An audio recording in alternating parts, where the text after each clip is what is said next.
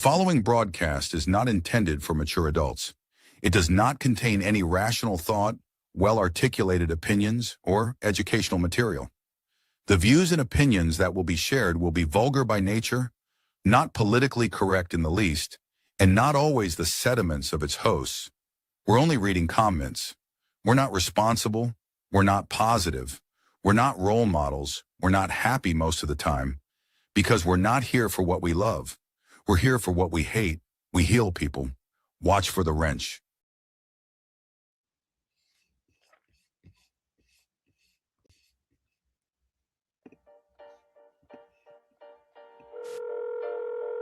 You're Yep. what it do? It is 1K Day Friday. We made it. We crossed the threshold. We are here with a guest. Megan, what's good? How are you?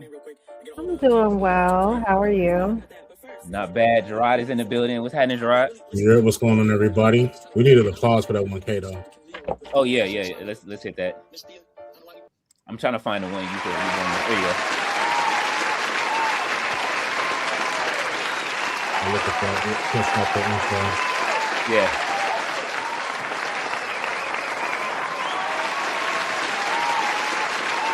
A long applause for this one. Let that back up. All right. Oh, it started over. Okay. Restart selector. That's all right. Let that shit hit. What's good? Appreciate everybody that's in the building so far. We know more people will fall through. We're getting everything set up still. As promised, Megan Ambers is here with us today. Yes, I am. Yes.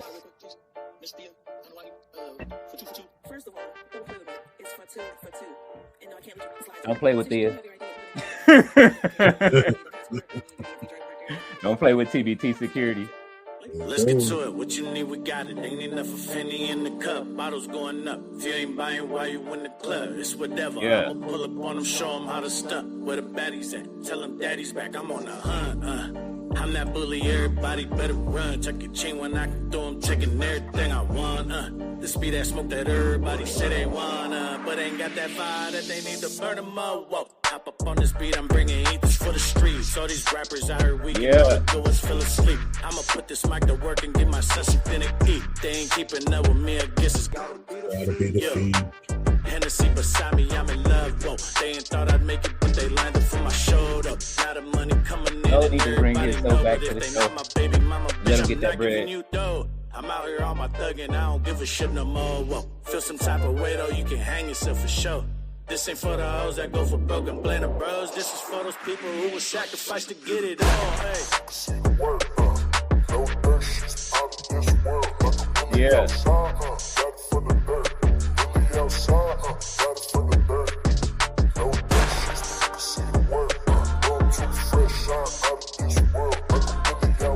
Now they have already filmed the show, so.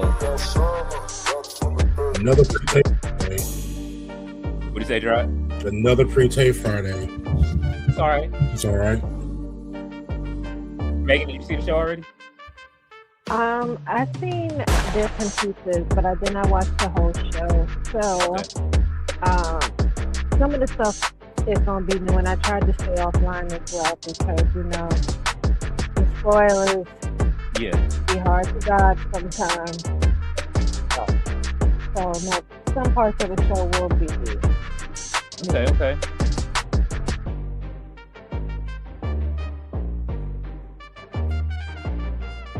Almost through the opening. Make sure y'all are hitting all of this stuff up if y'all need it.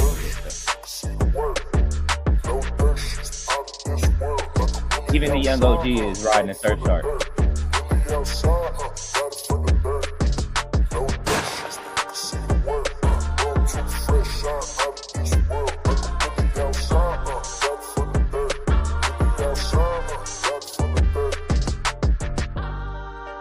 Gilberto, I see you.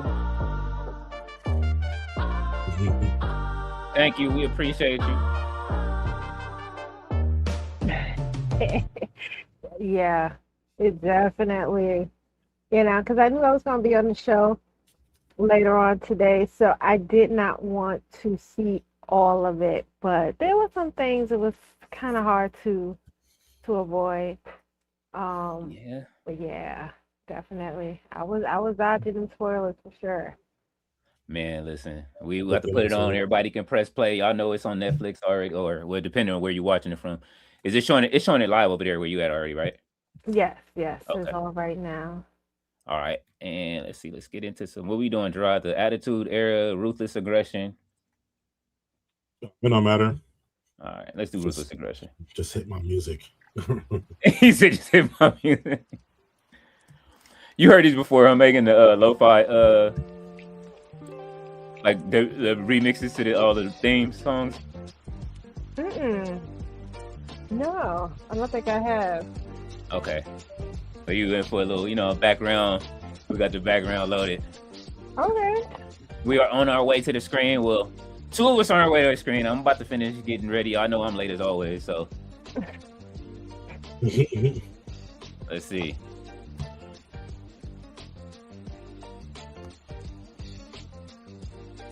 Try to guess these songs as they go along.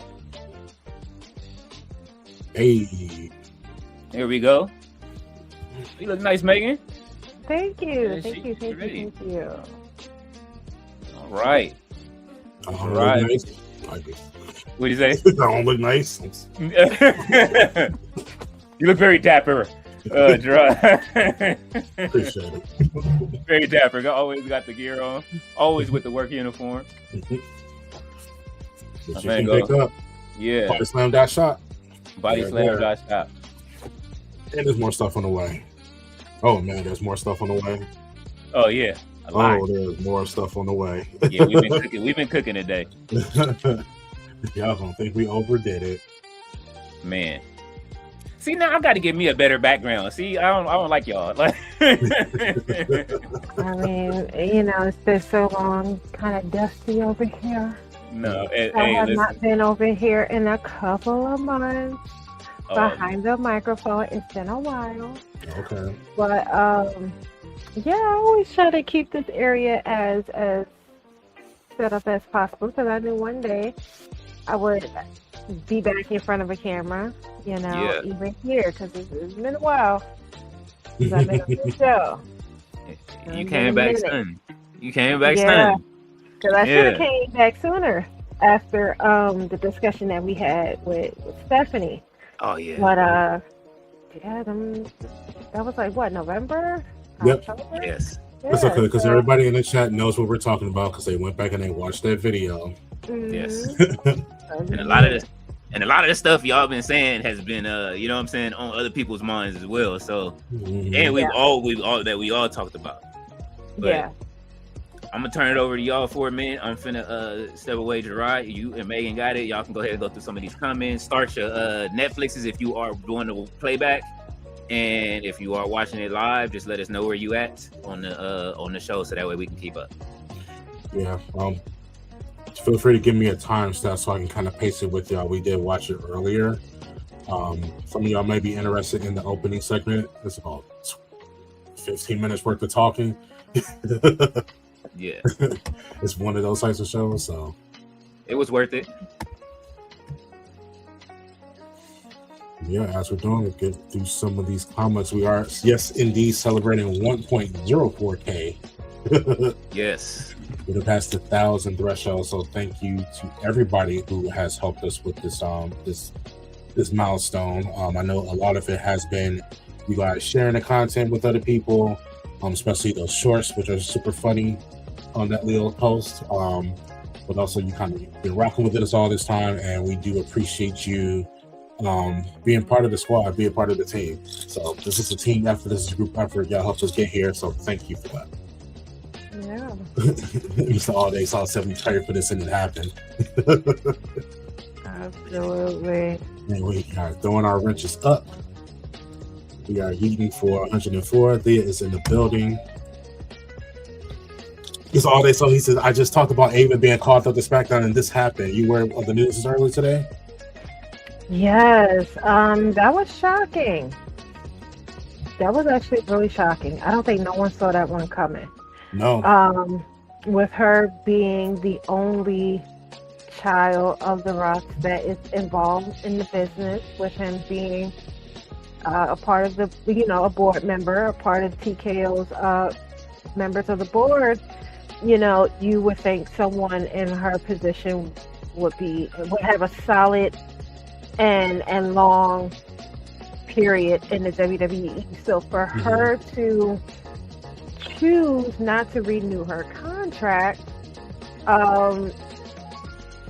it definitely leaves room to wonder, what was it that Exactly. the WWE did not give you?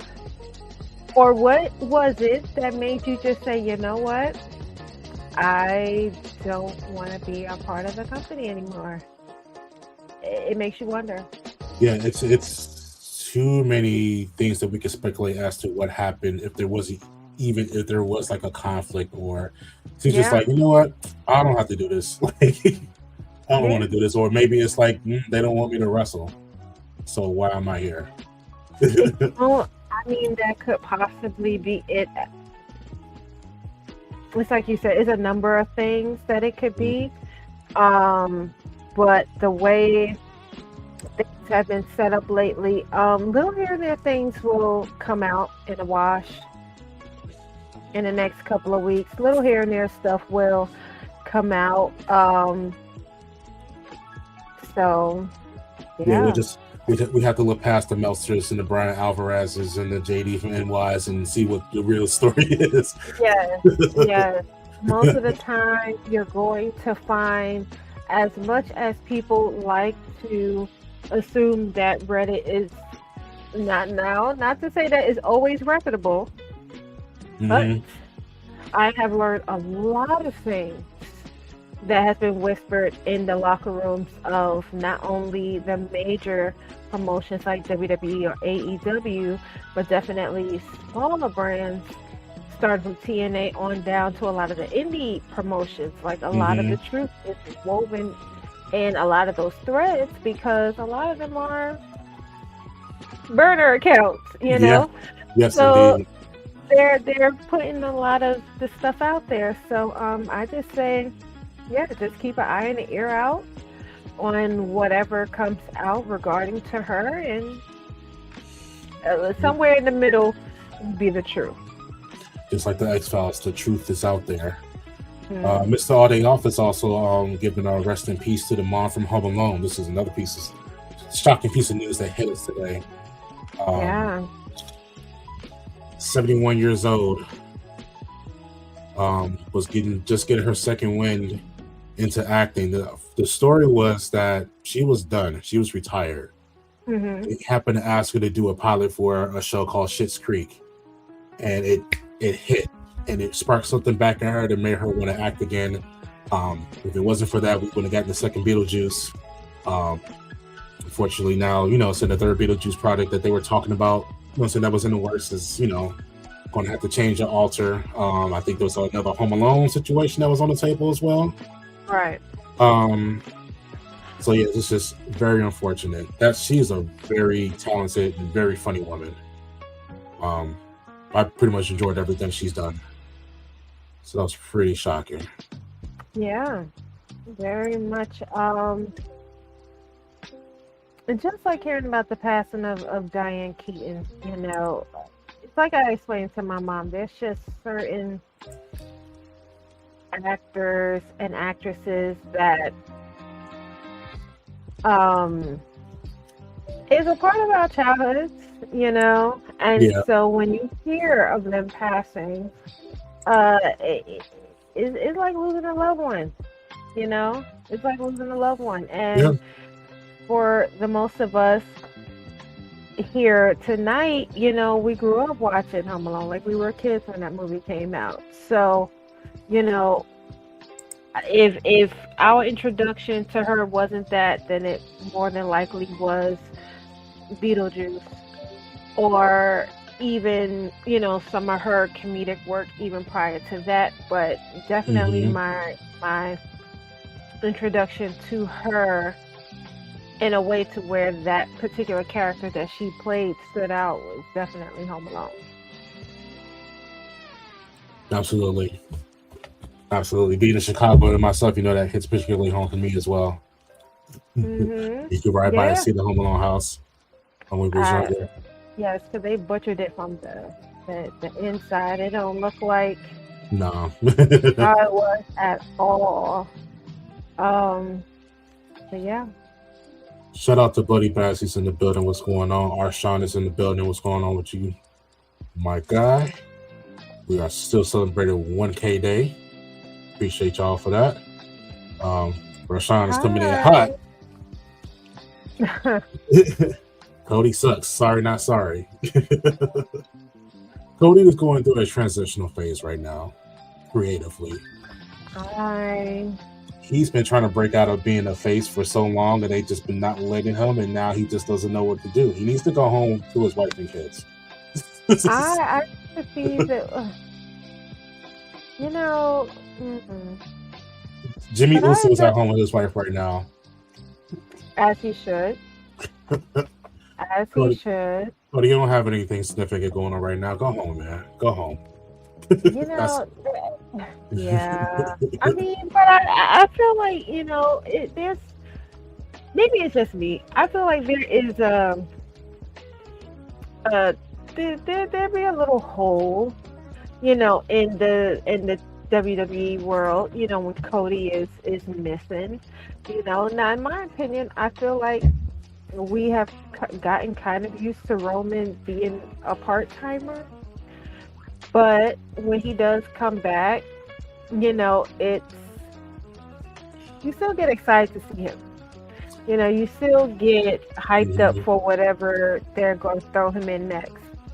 I feel like if Cody is gone too long,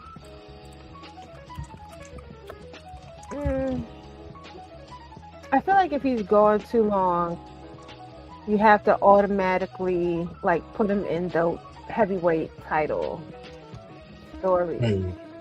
Tried to find what I saw earlier. I should have clipped it when I saw it, but Roman also made a few waves in the news today. He was on ESPN. He was on Pat McAfee show. He did a little call in, and I have it here. This quote, which is pretty hot. We are 2 years here now. We haven't advanced. We haven't evolved. We have a great leadership. Nick Khan, God bless him, but we have to keep up creatively. Now, most of it he was kind of saying in kayfabe, but yeah.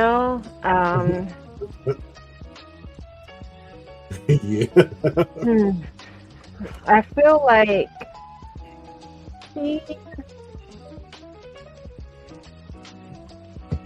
you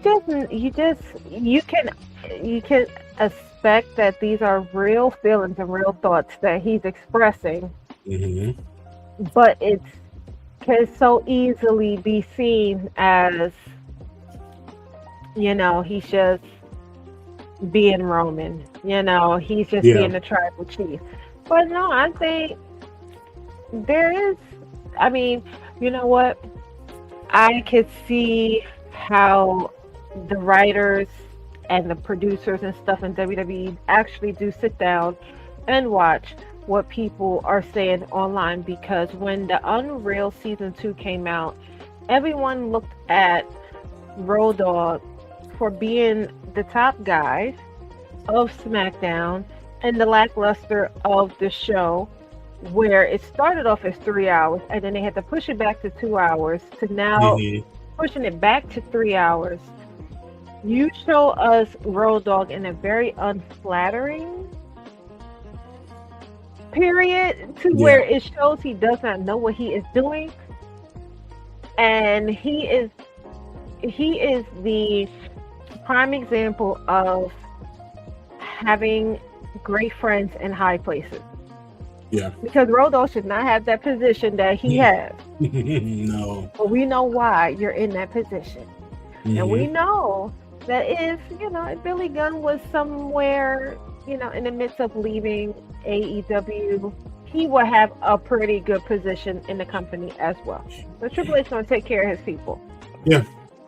But for them to then announce that there was going to be a new, well, not a new guy, but a new face that is going to take over creative, and now you have one of the biggest wrestlers in WWE also talking about the lack of creativity in WWE, is telling me that something new is coming. Something new is approaching. They might even try to see how much of the Attitude Era and the Ruthless Aggression Era they can bring back. Now, we might see that. We might see them try to be a little bit more raw with the products. Since they keep hinting at this change. Yeah, it was perceived, when they got the Netflix deal that, they were going to be able to push the boundaries a little bit more.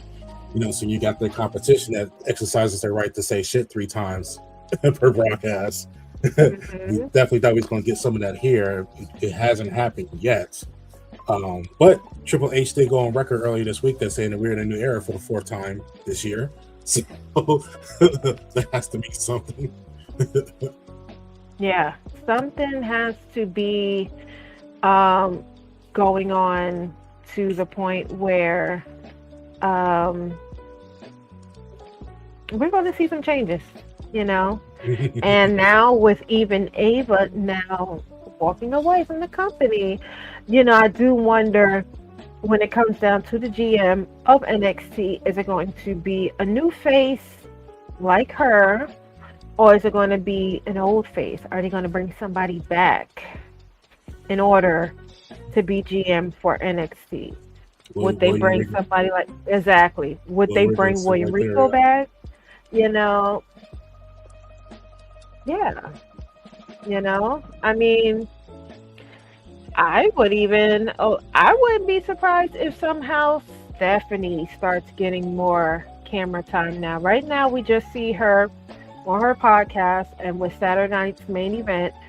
But I do wonder, at some point, are we going to see her again on camera during prime, TV time as well? I think Ava did a fine job. I would like to see another woman in that position. Yeah. That's something we haven't seen often. And, especially in the capacity of like them not kind of crossing lines or trying to wrestle or trying to be part of storylines like that, like just being an authority figure. So yeah, somebody who, be content with not wanting to wrestle. Yeah, I'd love to definitely see them in that position and get that. And a new face would be nice. It would. We're still celebrating Mega being here with us. Mega, we do appreciate you for being here with us today. Thank you. Yes. Whatever. Black Star's got some news. He's coming in hot as usual. We're gonna get the hello from Black Star later. That's usually how it works. He kicks the saloon doors open when he comes through. Leo's brother is appreciating that beat. There goes the hello from Black Star. Hello, Black Star. What's going on, man? Mr. Alday's office sipping on that coffee. Roberto is in the building. Congratulating on the 1K. Thank you, Roberto. Already? You getting wrist over? Yeah, he came. Yeah, our started coming in hot too. They understand the assignment. This is the heel chat. We are heel people. Yes. What's going on? I want anybody watching the show live. Have y'all started getting any wrestling yet? Because on my feed, we still talking. Yes. I wasn't kidding. Sammy is talking. I don't know. What do y'all think about them keep throwing it in Sammy's face that he's never held a title? Because I feel like for them to keep making that like his narrative, it's making me wonder, are they going to end up putting a title on Sammy sooner than later? He has to be a permanent fixture in the main event picture wherever he goes. It just seems crazy to take the title off of Drew so soon. WWE is notorious for letting people not win the title in their home country or, around their own people. They just did it to Finn Balor, a couple weeks ago. So, Yeah. but yeah, I mean, it is a hard sell towards putting this title on him soon. I originally pitched Sammy to win the Royal Rumble since it was going to be here, and then maybe going on, saying the WrestleMania and possibly winning it there. So there still may be a path for that. I don't see it happening tomorrow. It'd be a complete surprise to me if it did. Okay. All right, for me, this goes back to the press conference at WrestleMania 39. This is me with my tinfoil do-rag on. Okay. But do y'all remember the speech from WrestleMania 39 when him and Kevin Owens won the tag titles? And they was kind of asking him about his solo run, like, him winning the championship and him being kind of like content with, like, what I'm saying? Like, that wasn't him being in a world title picture wasn't like, it's probably for him. Right. Okay. I think that he put himself in a box. So that's why they've kept with the narrative. Like, I would like to see him as champion one day, but like, do you feel like there was ever a point in the feuds that he has had since then that you can look back at and say, okay, that could have been the time that they was going to put the belt on him? Or do you think they was kind of like stringing us along all this time? Because they even did that when it came down to him and the title against Gunther for the Intercontinental title. Mhm. They eventually did pull, they did pull the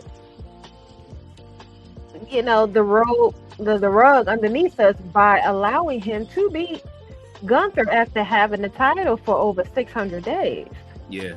So it's like, do you feel like that was, okay, this is the highest that we can go when it comes down to Sammy, when it comes down to his moment?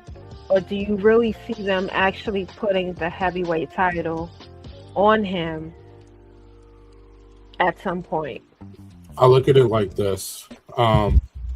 When Sammy was with the Bloodline, he was running that storyline. That definitely was a look test. That definitely was a look test for both Jey Uso and Sami Zayn. Mm-hmm. And I think, saying they went more with Jey Uso's side because he was able to break off and go solo and sell a bunch of merch. The one thing I never hear anything in terms of Sammy's concern is what kind of business he does with, like, the downside with merchandise and things like that. Never hear him being any winner in that sense there, which I think is the big factor as to who's going to, for a, for a temporary time, represent the company. Alternatively, Kevin Owens is also, some big merch guy from the time that he stepped onto the main roster. And that's why it was so easy for them to kind of put these storylines for him to get the title, a couple of times. So I definitely think during that time, that was the look test. To see where they can go. And I think, in terms of storyline, in terms of wrestling, in terms of, bringing the entertainment factor, like, he has all of those things, but I think there's still something missing because we don't hear anything being celebrated in terms of, like, merchandise or anything else that he's doing outside of just being a professional wrestler. And that's pretty much the major thing that's holding him back. I think they keep bringing him to the dance. It's like, you can have it, but you got to go do the other things. So we just can't be hot every time we go to Saudi Arabia. We just can't be hot every time we go to Canada. You got to do this in New York. You got to do this in Chicago. I really think that they dropped the ball when it came down to, I guess that was the WrestleMania in Philadelphia, because if you remember, it seemed like the whole theme was kind of related to the Rocky movie. Yeah, right. With Trick and Carmelo, and then with Sammy, as he had the whole I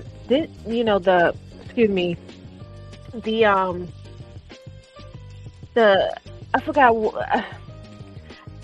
It's like he had like a redemption story that they was trying to build with Sammy, and even had the shirt where it said "We did it, Khadijah," which was a run into the "We Did It," Adrian Right.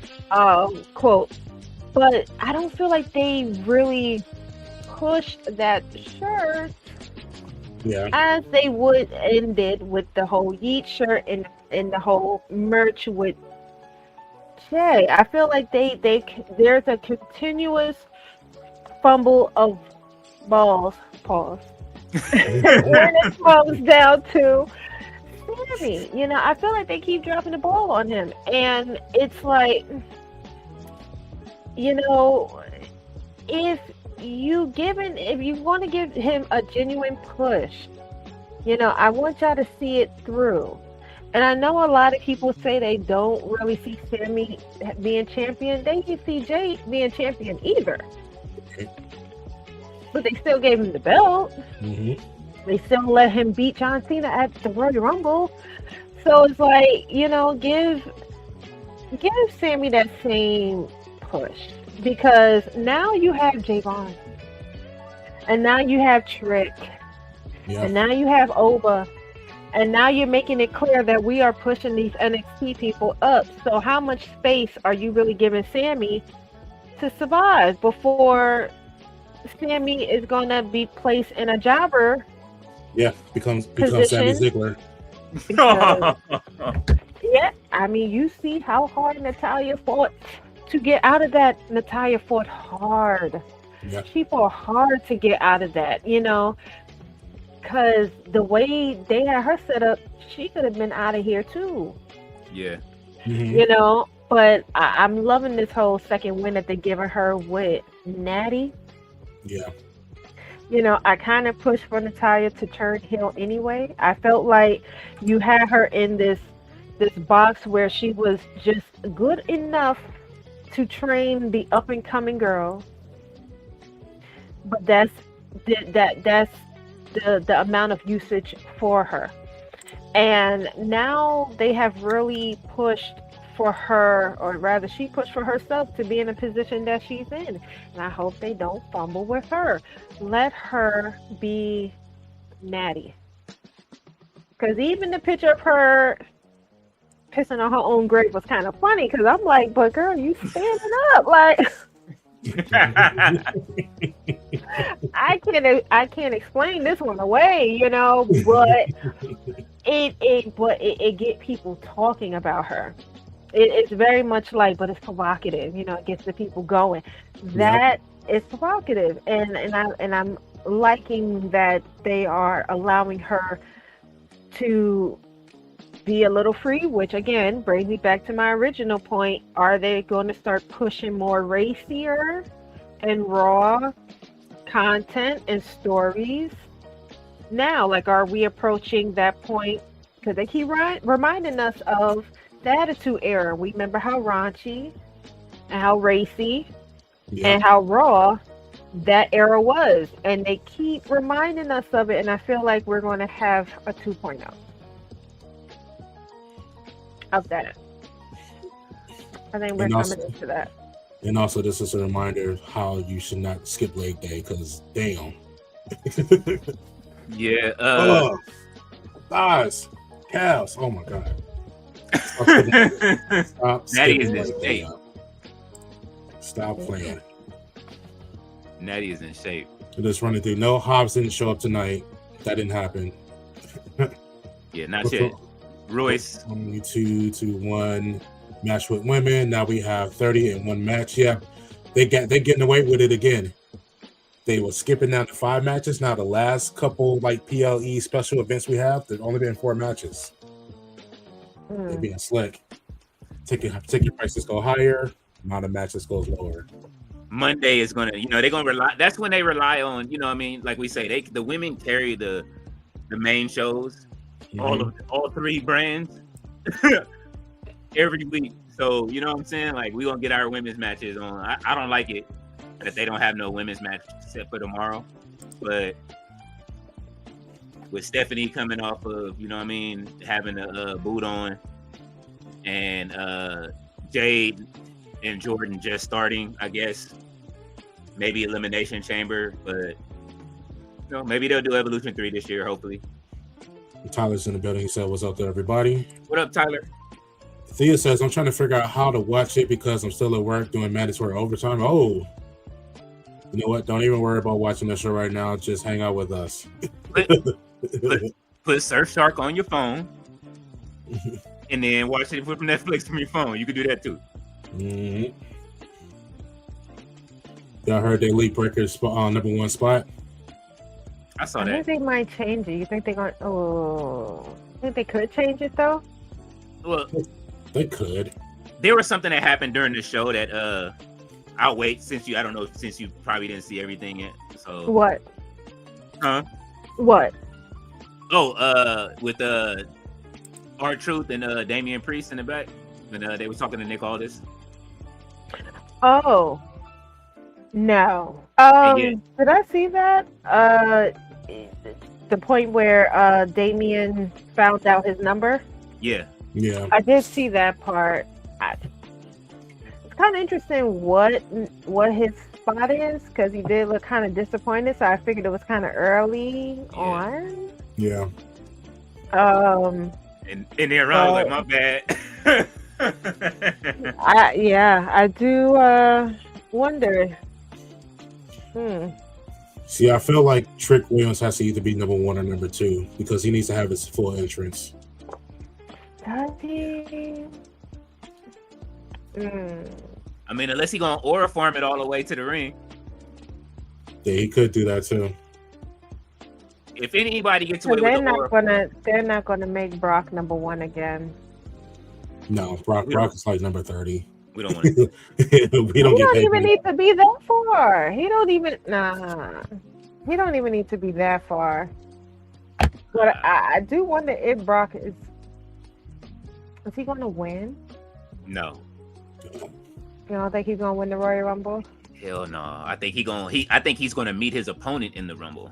I think the story is him and Gunther.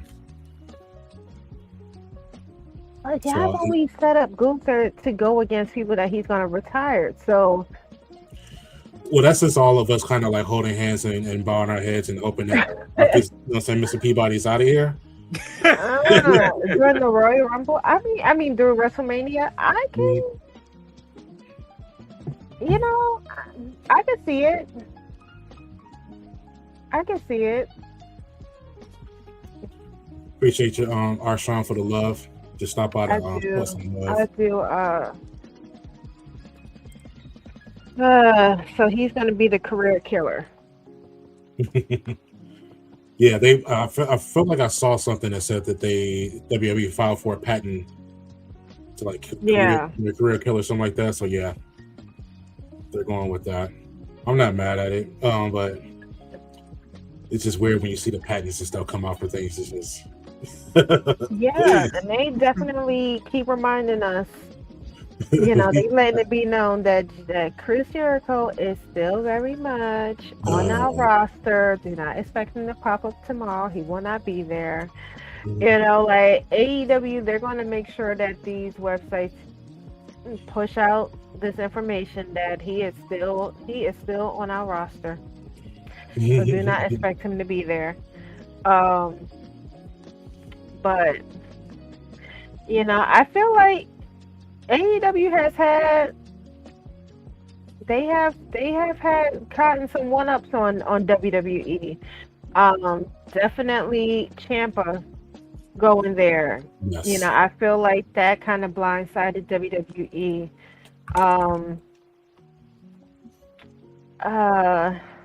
Somebody else. It would only have blindsided their arrogance if they didn't think that Ciampa was going to go out there and want to do some wrestling stuff. They really forgot that during the Black and Gold era, he was the first person that was like, "Nah, I'm not being called up. I'm staying right here." I mean, this is true. I guess it just.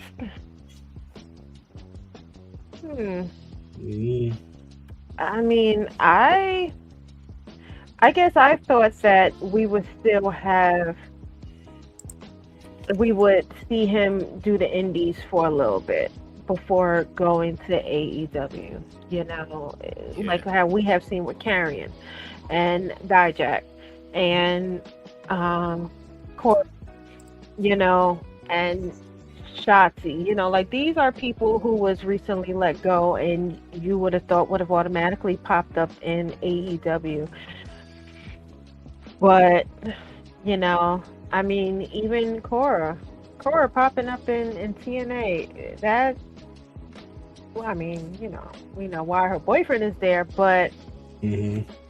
you know, I would have thought she would have went for the money as well and just go to AEW.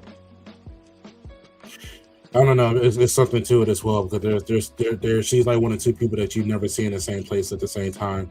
For some reason, her and Sky Blue both being from Chicago, but you never see them in the same place at the same time. I don't know what's up with that. I'm just saying where they're smoking maybe a little bit of fire. Right. You know, just I'm not trying to stir the pot, but just I see the puzzle pieces sometimes, just like Right. Here's a quote from Ciampa, breaking the silence about going to AEW. He says, "If I wrestled in the '90s, I want to be part of ECW. Early 2000s, you want to be part of Ring of Honor. I was lucky and I got to do a little bit of that, a little bit in 2010. I think for me at least, I wanted to be part of NXT Black and Gold. And when I looked at the landscape of professional wrestling in the 2020s, the answer was AEW. Man, that's what I want to be a part of." So it looks like he just always wants to be the renegade. I can see it. I mean, you know, you really didn't have him in a position where he could grow. You know, you had this whole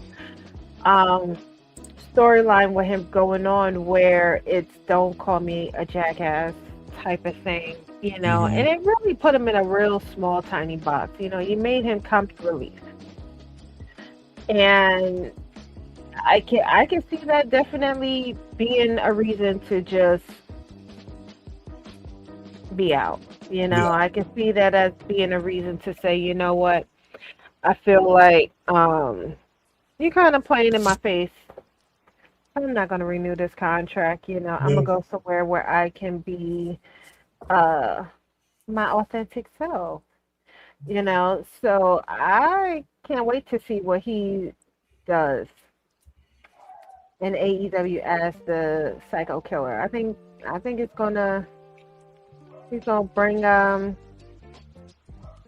some really good matches in AEW for sure. I'm looking forward to him versus Mark Briscoe tomorrow. You know what I'm saying? So Is he gonna take that title? I hope hopefully that's his first little goatee over there immediately. You know what Yeah. I'm saying? Do it. That'd be Be a petty. nice statement. Be petty. Yeah, yeah. I mean, Oh, and why since you mentioned Cross, congratulations to Cross, yeah, MLW champion. saw that. Yes, he made it. You know what I mean? I don't know if it's so. I guess he's still considered indie, right? Then when they go over to MLW and all that, right? So Yeah, Yeah. yeah. He's an indie guy. yeah, I was hoping for him to show up tomorrow, but I guess that won't be happening no time soon. So No. He's taking Matt Cardona's spot. He'll be the indie guy now. okay, Yeah, I can see that. I can Mhm. definitely see that happening. Roberto's hoping that Haas makes an impact tomorrow. If Haas don't dominate and Sunbreaker, and then I don't know why they signed him. I want to see Braun Breaker try to spear Brock Lesnar and then it don't work. That'd be funny, but that would actually kill him. Oh, I don't know what that's referring to. Because we always like behind in the comments. So Yeah, I'm we just talking about are. this show. Yeah. Oh, he might be talking about the Bret hate. Oh. Yeah. No. Okay, so You gotta fill me in. we have an ongoing battle of Bret hate in the chat where Okay. everybody compares what Bret hate is, if that's what he's referring to. Mhm. And it's been going on it's been going on for like 2 weeks now. But it's been Oh funny. yeah. So everybody is just saying what they favorite Bret hate, like what is Bret hate to you? You'll see it in the chat at some point, I'm sure. Yeah. Oh yeah. Well, you know, I've always been a Bret Hart fan. So you know, whatever he would say, I would say, yeah, I believe. However, Okay. he lost me with the whole Shawn Michaels and Vince were lovers. I felt like, okay, Brett, now we just doing too damn much now. Like, you knew these two men were not lovers. It's given how far I can go with the shenanigans. But yeah, I'm dying to see what's in the comments, because yeah, he was a fool for that one. He was. Raleigh is in the building. What's going on? Raleigh is watching us all the way from the UK right now. So it's in the middle of the night. So even though he had a chance to watch SmackDown during normal business hours, still found time to come out and hang out with us. So we do appreciate you coming through, Raleigh. Yes. What's up, Raleigh? He's talking about Ava not resigning and leaving on WWE. Shocking news today. Yeah. Very Really shocking. Took us all by surprise. We were like, I feel like everybody may have been talking about Ava right before she made this announcement. It's like, like we were all on the same scene. We were talking about how she might have been like the next final boss for her position or whatever. And like about an hour after we said that, she was gone. Yeah, like this was inside the office today. We sitting in the office talking and be like, yeah, man, Ava, man, she could be the new final boss, bro. Like, later on, I'm stepping away from WWE. It was a hard. Yeah. My heart broke. I was like, no. She was like that young school teacher that couldn't get control of her classroom. That's what I love about her character. Yeah. Yeah, it's all days off. Happy to see Megan here. Happy to see me too as well. Gerard, you get praises for your beer. Daily praises for your beer. Stop it. Hello. Thank you. Appreciate it. You try to keep it healthy. Gerard got that beer bottle on fleek. You know what? I've been turning the heat down at night and just making sure I go extra on the moisturizing before I go to sleep. So be healthy. Okay. There we go. Black Star's getting ready to start. Brett Hayes getting ready to come. There it is. Yeah, there you go. Riley's talking about it. Early shows for UK wrestling fans. It's amazing. Yeah, enjoy it. Please enjoy it. We saw they laughing at beer bonnet. It's coming. It's real. It's real. And it may happen. Riley's asking, you watch the Rumble kickoff show? Anyone Larry getting a pop she doesn't get? That's weird. In the USA, it's weird. I think the fans are turning to starting. I started liking Lyra more. You know what I'm saying, on the main roster. I liked her in NXT, but she grew on me on the main roster, definitely. Yeah, I mean, I think she's solid. I think that show helped with her kind of, feeling sad about her WrestleMania match. I think a lot of casuals who just don't understand that part of it probably just took to her because that was a super vulnerable moment for her. So Unreal? Yeah, Unreal, yeah. I haven't seen it yet still. I'm late. I'm gonna watch. I'll probably binge it tonight before the Rumble tomorrow. What you think, Megan? What you think about Lyra? I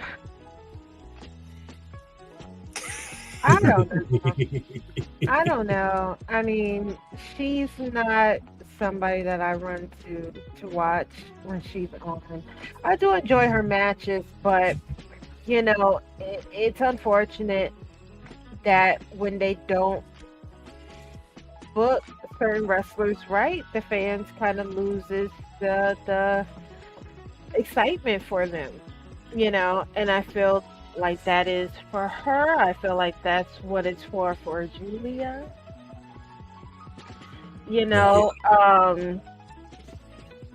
But I also see like you have to.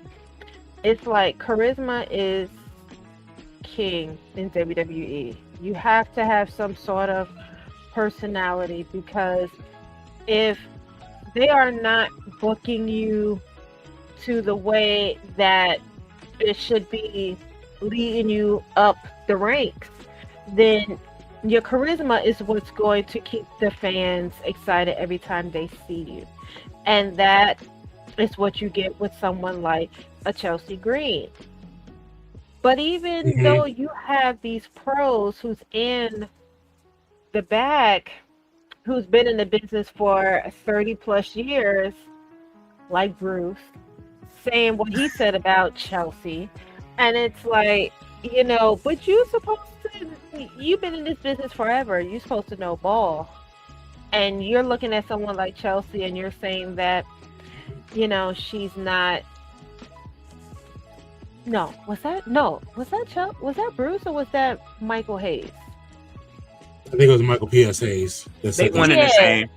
Doc Hendricks. But overall, saying the sentiment is still the same. You've been in the business for 30 plus years, and you're still looking at someone like her, and you're saying, like, she's only good for building people up. She is not the star. She is the star maker. That is what she's good for. That is her lane. And this is why y'all fought for Julia. She was in stardom. She was making a name for herself.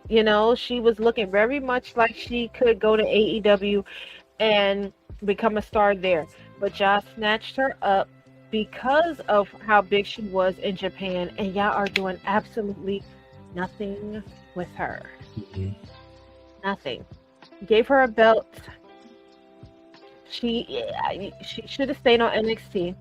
Yes. Mhm. Gave her a belt. She got injured. You took the title off for her. You gave them both to Stephanie. And you saw Stephanie had the charisma that Julia may have been lacking. Or maybe it's just because Stephanie is hot and the guys like her. And thanks to Booker T for drawing more attention to her with his ad-libs, Mhm. when it comes down to the Devil's Kiss. But one way or the other, you had these two women who had, as what they brought up, the fact that they had a language barrier issue. And they both came in around the same time with the same issue. They were beautiful women who have a language barrier, but they are so big in their respective promotions, WWE didn't want AEW to take them. And you brought them in, and what you did with Stephanie, you didn't do with Julia. Now she is your United States champion on SmackDown, and she comes out to crickets. Yeah. And no champion should be coming out to crickets. You either get cheered or you get booed. She gets neither. That's correct. And that is because of the booking of Triple H Mm-hmm. or Road Dogg, however you look at it. However you look at it. But that's on them, and Stephanie is going to carry on because, she some people might see it as luck because she's a beautiful woman, or it's just the fact that, she peeped game and she knew how to wiggle her way around it.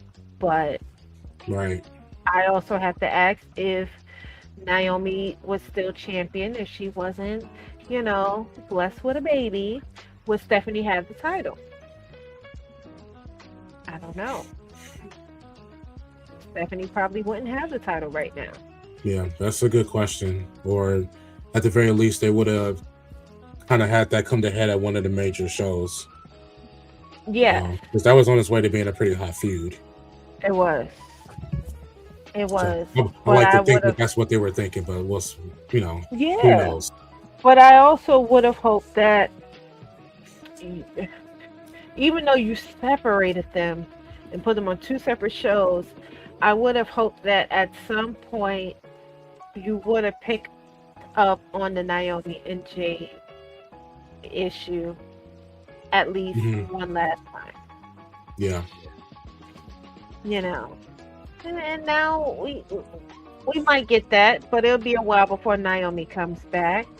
Bianca, I'm hoping that she'll be there tomorrow. Please. Hoping. Yeah, me as well. She's actually my pick to win the Women's Royal Rumble. I said the same thing because right now the women's Royal Rumble is looking kind of beige. Outside of Lash, it's looking a little light. Mm-hmm. So, I will hope that Bianca is there. You're saying I almost would. because somebody back there that's colorblind is booking this? I mean, well, because you got Jade. She's the champion, so she won't be in there, And then you have Right. Naomi, and she's on maternity leave, and then you have Bianca, And they said her fingers still look like a drumstick, and I hate that for her. I hate that for my girl because she's been out since WrestleMania. Mm-hmm. But I'm hoping that those are old pictures that she's been posting up. I hope she's pulling a fast one on us. I hope so. I hope do. so. I think Ballet we'll is saying hello. Salute to Ballet in the chat. She's one of our mods. That means TBT Security is here. Yes, full attendant. the whole TBT security. Raleigh, thank you as well. I didn't want to pass that up before saying thank you. I appreciate you. We appreciate TBT Security so much that they actually have their own merch in our merch shop. So He said he's rocking the NDS t-shirt mañana in celebration. Thank you. Appreciate that. Yeah. Please hit that like button. What do you say Tuesday was NXT Bret hate for the most part? Ethan Page keeping the Bret hate going in Canada. Listen, Ethan Page has been absolutely amazing. I would like to see him in the Rumble tomorrow. Yeah. Yeah. They could spare a spot for him. Yeah, it's time to come up. He's doing the Lord's work on the NXT roster, and he has been holding down that North American Championship. Yes, yeah. Where you at on the show, Megan? It's a commercial. Okay. I don't remember what's the last match that's going on right now. Wasn't really paying attention too much. I'm gonna pause it for a minute because I'm showing R-Truth playing with his balls.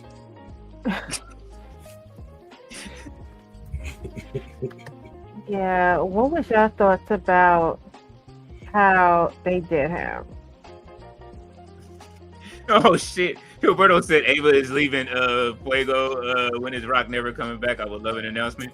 So you talking about R-Truth getting fired and rehired and all that? Yes. Number one, they lying. Number two, based on that Breakfast Club interview that he did, they don't want what's in him to come out of him. Mm-hmm. And that's why they were smart for re-signing him. They know he's got that dog in him still. Yep. They know they was playing around when they shouldn't have been playing in his face like that. So Yeah. congratulations to him because he knows when to play the right card and when to play it. And the fact that he got his job back, but he's just been pretty much on tour promoting his music. I mean, pretty much outside of the 5 minutes that they have him on TV. Mm-hmm. But yeah, I Yeah, I mean, definitely at this point, I'm not looking for him to have like great matches or anything like that. But so the brother's still paying his mortgage, and sometimes that's what it's about. Yeah. I mean, if you want to talk about somebody who may have been a fly on the wall in certain situations that holds a lot of secrets and a lot of water that you may want to keep on your side, you know what I'm saying? Like, I fully expected him to, his contract is expiring, but we got this Legends contract ready for him. As soon as that one is like, boom, he's in there. You know, say another 5 years or something like that. Like, I fully expected that to be the thing, and the fact that they would even like play with him like that to the point where they would like let his contract lapse. Like, nah, y'all not gonna do that. The Truth, because Truth is just showing you he can go out there and he can talk. He can talk to us, and we're gonna understand what he's saying. It ain't gonna make y'all look good, especially with that crap that y'all just pulled with on West Side Gun. Like, we don't want to go into February with WWE in the doghouse. I mean, and it very much boils down to that. They most certainly wanted him to fight for his job. Yeah. I mean, Triple H said that in so many ways where he's like, we told him that we wasn't renewing his contract, but I was kind of hoping, okay, now I'm seeing the R-Truth moment. But, I was kind of hoping that we could have this conversation about the contract, but it's very much like he said, if your boss calls you and tells you don't come to work on Monday, you don't have a job, are you still going to come to work on Monday ready to work? Like, you just told me I was fired. What they didn't expect is for him to be as loud with it, Right. but also they did not expect so many of their own wrestlers to verbally express what it will be like to fire him.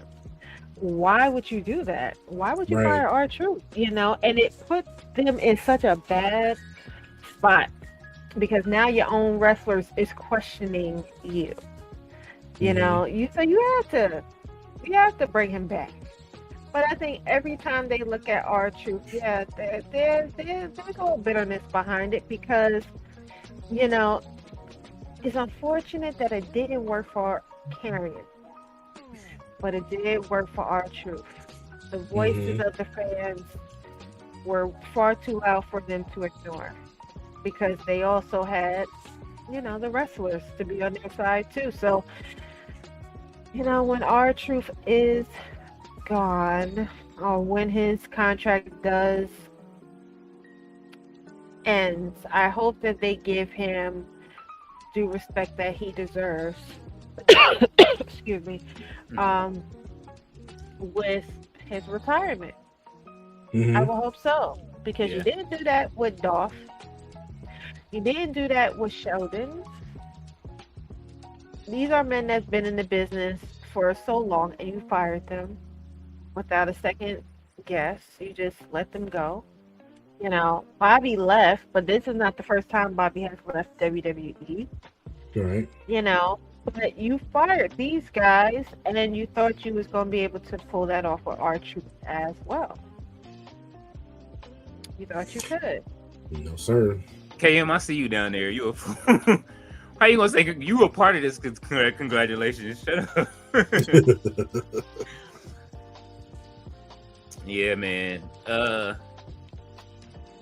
Yeah. He said, they said Black Star said Thursday was TNA taking Steve Macklin to the firing squad. It's all right. He'll be right over there with Deanna. She said she's waiting for him. Yeah.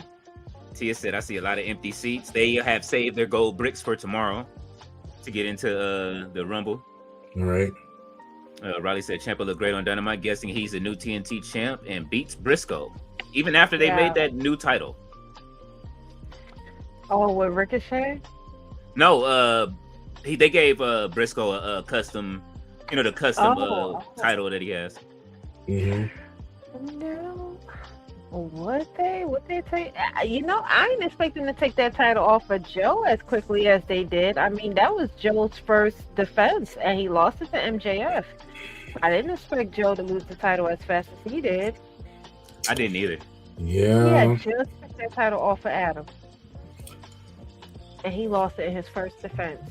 So yeah, there's some stuff bubbling on the back end with MJF and politics and influence and I've heard. I think we all watched that video on YouTube. Yeah. Did you watch it, Megan? I know you did a video solo. Which one? Dietrich? No. Oh shit. No. Oh man.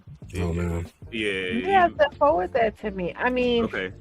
But what is it in reference to? MJF and Alicia and politics and backstage influence and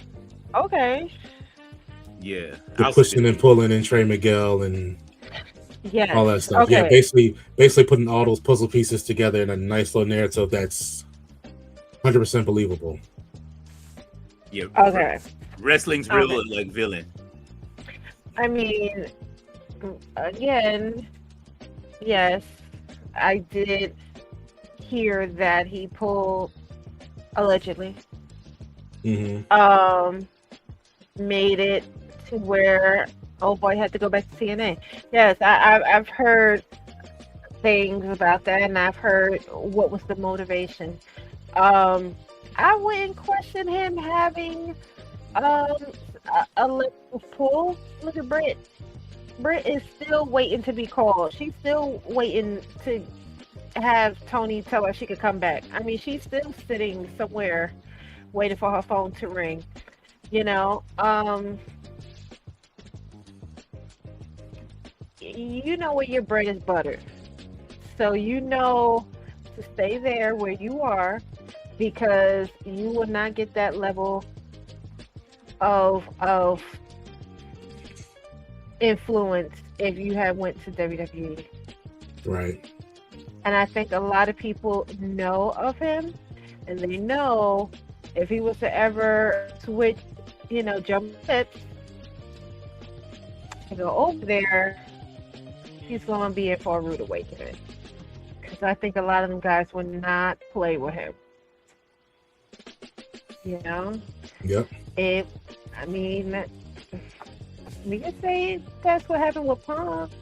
Punk kind of came into AEW blindsided. He didn't know that there was a lot of guys over there that didn't want him there, and they was going to do everything in their power to make sure that his stay there wasn't comfortable. But he dealt with it until he couldn't deal with it anymore, and that's why he's at where he's at now. On the cover of the new 2K26 game. That's up. Here we go. Crash out time. Here we go. All right. Tell him why you mad, son. I'm about to meet up. First and foremost, I'm sorry, Megan. I got to do this because I play 2K every year. First and foremost, I buy this shit every year. Y'all know that, right? So why the fuck are there 4 covers? As soon as CM Punk finally gets on the cover, now we got a King of Kings edition that's like, there was never there's always the standard, premium, and then the special edition. Right. Now all of a sudden, where the fuck this King of Kings edition? We got every version of it. Listen, I fuck with Triple H on some wrestling shit. Booking that's questionable, but this is stupid. And then on top of it, now they raising the price to 150. Like I spend the money on it because I play for the community. But there was no reason why does he need to have one next to CM Punk? Because at some point, you just got inducted last year. Your wife is being inducted this year. But Triple H still has the tendency. He still is he is his father-in-law's son. Because he is still going to put his name on the front. Mark K, like Vince would. So, well, give us the Queen of Queens edition. Put Stephanie on the cover. Did you see the new T-shirt of her and Trish? Like her and Trish, they are doing this.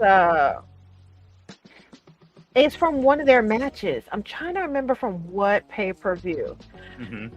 Between Stephanie and Trish, but they have revealed that, because she had appeared on her podcast. But now, they got Stephanie and Trish on the shirt that they'll be pushing. So, Triple H is gonna do what Triple H is gonna do. He gonna make sure that y'all do not forget him as a wrestler, as you see the whole conversation about how important he was in the Attitude Era took over Twitter, that next conversation, because it's like of course he was important. I don't understand why people say he wasn't. Some people feel like he was a mid-card at the very least without DX and without the whole McMahon Helmsley regime. I don't know. I would be one of Yes. those people. That's the shirt. That's Yeah. fire. I would be one of those people that kind of feel that way. I feel like, you know, he was important, but it was a lot of it was really based off of circumstance. Like, I give him credit because he worked his way all the way out of the doghouse. Mhm. They did not like the whole click thing. That's when that happened when Razor and Nash went over to WCW. We know he had to eat a lot of crow for that. He had to really pretty much crawl his way back from the bottom all the way to the top. And it was just, but for me, it was so much of just him being in a position to be the man when nobody else was there. You know what I'm saying? When things happen and circumstances happen, who we going to get? You know, so they Right. kind of step in the position, like Triple H positioned himself to be there in that position. But it wasn't a lot of fanfare for Triple H over your Stone Colds and your Rocks. Like, he never had that position. They'd even brought in Chris Jericho during all of that. And, you know what I'm saying, I'm pretty sure if they wasn't thinking about Chris Jericho, that it might have been a Triple H spot. But they brought Chris and they put both belts on him and everything like that. It was just like, they really wasn't thinking about Triple H like that. And I don't know, you know, so Right. if he was just rubbing people the wrong way still, back behind the scenes, I know, you know, marrying into the family, you know, saying you think it helps, but it also kind of hurts. And so your reputation. So, Yeah. but I mean, he has his place. He definitely is a Hall of Famer. He definitely deserves his flowers. Yes. But a lot of that stuff was circumstantial, especially, you know, saying coming out of now when they kind of frame him as like, you know, this big, huge, like attitude era figure. No, it was DX. You know what I mean? Yeah. It wasn't Triple H. It wasn't the Game. Whatever. Somebody actually did like a breakdown on that too. It's like we didn't even get like the Game promo until like '99. So it's like it wasn't him so much that it was DX. He was there, but like, you know what I'm saying, that was Rock, that was Foley, that was Stone Cold. You know what I mean? Right. Yeah, Those were the leaders of that. they were. Yeah. I agree with that. Mm-hmm. But also, it ain't like I didn't tune in every Monday clicking back and forth for NWO and DX segments. Right. You know what I'm Right. saying? Like Right. I remember like, yo, what DX doing tonight? I know that he was the king of the mid card at that point. You know what I'm saying? And then, but it was like, now we just gonna disregard that we like mid carders back then. Like, you know what I'm saying? Like, This is true. that was the Intercontinental Yeah. Championship still. Mm-hmm. Yeah, because Triple H and The Rock for the Intercontinental Championship, that ladder match, that was fire. What you You saying, know what I'm Megan? saying? I'm sorry. No, I was Go just gonna say, yeah, even like the whole hardcore, you know, title, like that whole scene is just gone, you know. But back then, you thought of Hardcore Holly, you thought of Crash Holly, you thought of the Dudleys, you thought of the Hardys, you know. But that whole, it just seemed like that whole title division is just gone. There is no hardcore, you know, Mhm. division in WWE now. You know, but yeah, we definitely enjoyed the mid cards. Yes. Absolutely. You know, a lot of them really put on a show. Like I they cheer for the really Godwins. was the meat of the show. Huh? I cheered for Oh. the Godwins. The slop drop was the move. Yeah. Who did they pour the? Wait a minute, because they used to pour that slop on everybody, and then, man, see, Yeah. that's what I'm saying. Like, the mid card was where it was at. It still was where it was at. Mhm. Mm-hmm. No, absolutely. Charlie says, please like and share your friends who like pro wrestling. Back to the other conversation that we was having though about the booking. I think Lovely said it best. You saw her post when she was talking about it, Megan? I mean, she said a lot. What in? Because I'll she's play it. always speaking.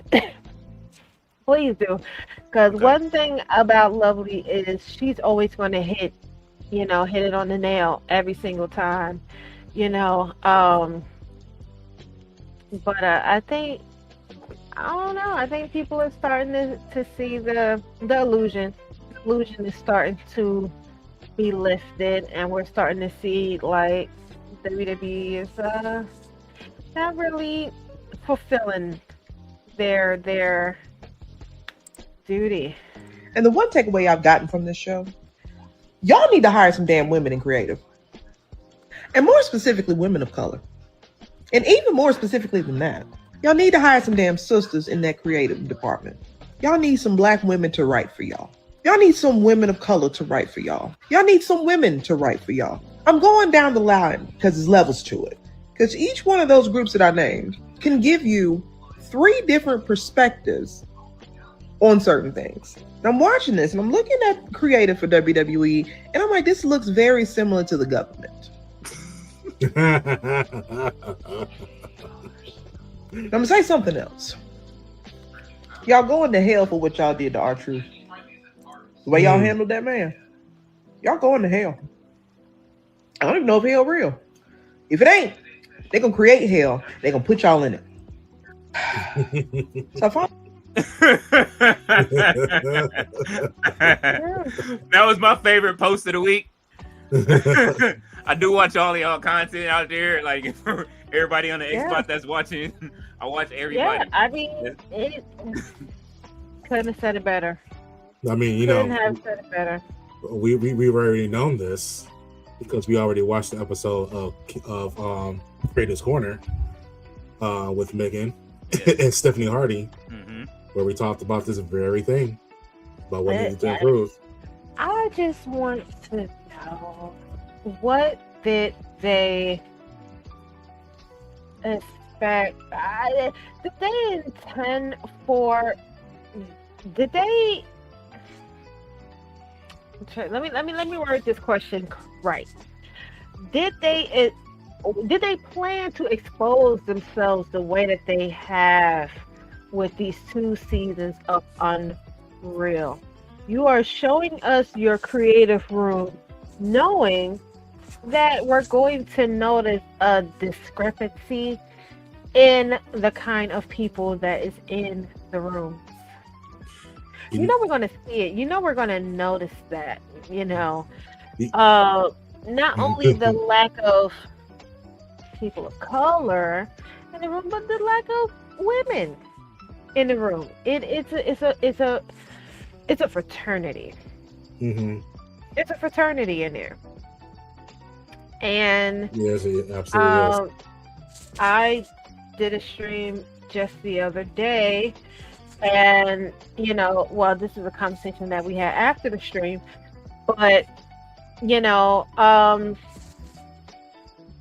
it just seems like this is a sports thing where it's just more inclined to being a boys club, whether you are doing the podcasting, whether you are out on the field, whether you're out on the courts, you really gotta fight tooth and nail to be in certain rooms. And if you're not like Jamila Hill, you're not like Joy Taylor, you could kind of get lost in waves. You could get lost, so like I said, I see what WWE did with the change, the new creative director change, but is that title just on paper, or is he actually going to have some say in the creative direction of WWE now, or was that just a moment to pacify it? Because you saw the backlash of what we seen and didn't like when it comes down to your writing room. I know exactly what it is. They meant to do it that way. They did that on purpose. They thought that they themselves were going to receive the sympathy. Right. Oh, this is a hard job. Y'all wouldn't want to be in our position. Look at all the things that we have to consider. Look at all the things we have to think about it for us. That's the way they're presenting this.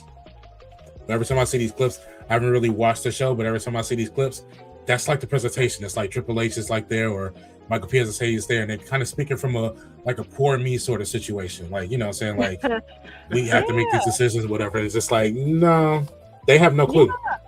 And it's like, well, you know, your job wouldn't be so hard if you just hired more people who are prone to think differently from you.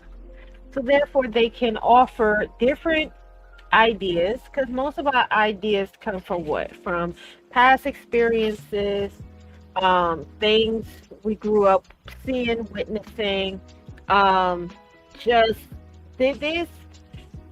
You can see how far a creative mind goes when you have a room full of different people from different walks of life in the room.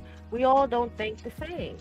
And what we've seen, even with their posters and stuff, the fuck ups with the whole AI work that they be doing, the missing fingers, the obvious, you know, body part swapping and stuff. It's so poorly done. You know, you have someone highly inexperienced in these positions, and they don't know the first thing. They don't even have the decency to triple check their work. And it's the fans that are seeing it and calling them out for it. Mm-hmm. Like with the whole Braun Breaker thing. I know somebody lost their job when they showed that Braun Breaker was going to pop up at the Royal Rumble at #1 tomorrow. Somebody definitely lost their job. They were told, this is your last weekend here. Mm-hmm. And didn't pay for his flight home from Saudi. Yes, I hope you got a round trip, but we are not paying for you. You know, or even better, send them home. No, you know what? You can't even you can't even stay for the Royal Rumble. You have to go home today. Damn. Somebody definitely lost their job. Absolutely, that was the biggest blunder that you could have done. Yeah. That's the biggest fuck up, really. So yeah, I know somebody lost their job. Some poor little intern I would have really lost liked their dream job. Who would you like to see at #1 and 2? We've been having this discussion. You had your choice. I would like to see. I would like to see Oba as 2. I would like to see him as 2. Okay. As for the first, I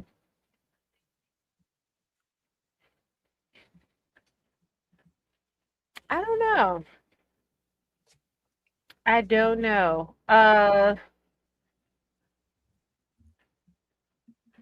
don't feel like it would be. I feel like it will possibly be someone that is kind of already in the heavyweight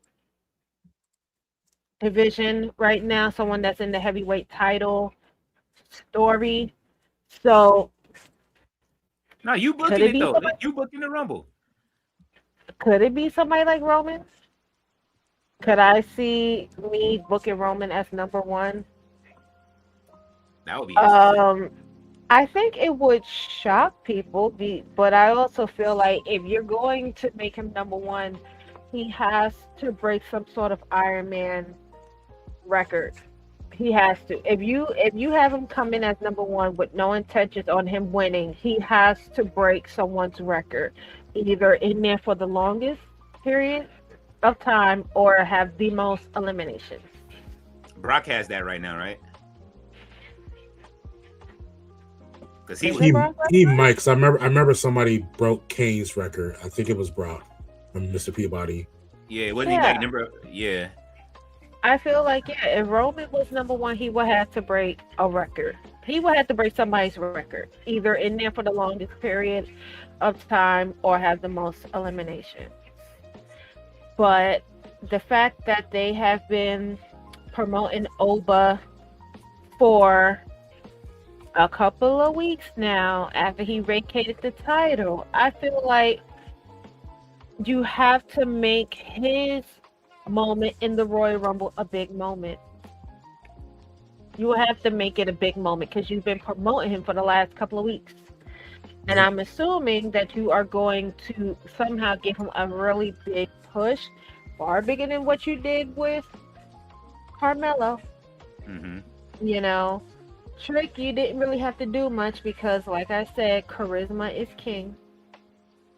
And his whole character carries him. He is good. The fans are in love with Trick. Every time he come out, they are chanted with that Trick. Even Randy, you know, Randy has been caught numerous occasions dancing to his music. So you know that's a pat on the back, even from Randy. So Trick is good. If you want to make Oba's coming to the main roster a big thing, then I think he should have one of the lower numbers. I think he should be 1 or 2. Okay. That's where I would have him come in. Now, the fact that I try to have this conversation with my mom, and I'm gonna try not to be so long-winded. No, you go ahead. I had this conversation with my mom, and I said, "Look, I want the WWE fans to give the same level of excitement for Powerhouse when he pops up, the same way the AEW fans did when Ciampa showed up. Some of the fans might be familiar with Ciampa. Some of the fans might be fans of both AEW and WWE. But we know, for the most part, a lot of the fans were just happy that this is a WWE wrestler who left WWE for AEW. That's This true. is why they was happy for him. And I want them to give Powerhouse that same level of, you know, I want them to do for him the same way. I want them to cheer because, you know, however they book him, and I hope he doesn't get lost. Right now you got Oba. You have him. You have Keanu. Yeah. You have Troy. Like, you have really big guys right now. So if you want to keep them two on NXT, please do well by Hobbs, because he's a monster in the ring, and he's built like one too. Yes. You know. Absolutely. So, Listen, them I big would- black and jack shirts is still out here running around, you know what I'm saying? yeah, you know. So I would definitely like to see. I hope they do right by him. That's really all I can say. I hope. I think so. I hope so. Man. All right, Gerard, who would you book first? Because I got two thoughts in my head, but I'm gonna let you go because y'all heard Okay. one of them this week. Let me just draw attention to a couple things real quick. 109, 110 people viewing right now. Thank you all for tuning in to us right now. Yes. If you're over on the Xbox, please join us over on YouTube. We are just across the threshold of 1,000 subscribers. We'd like for you all to be a part of the family as well. So if you can just scoot over to YouTube and hit the subscribe button, we would really appreciate that. I also want to draw attention real quick. I don't know where the pacing is in terms of the show, where you guys are at. I'm at the women's tag team match. I remember we were watching this earlier, and I remember just making a comment that Roxanne and Liv Morgan have been wrestling their ass off lately. They've been looking really good in the ring, Yes. wrestling wise, and just want to draw attention to that. If you guys are at that part of the show, my number one and then my number two are Trick Williams. I mentioned it before. Trick Williams and Obafemi. Okay.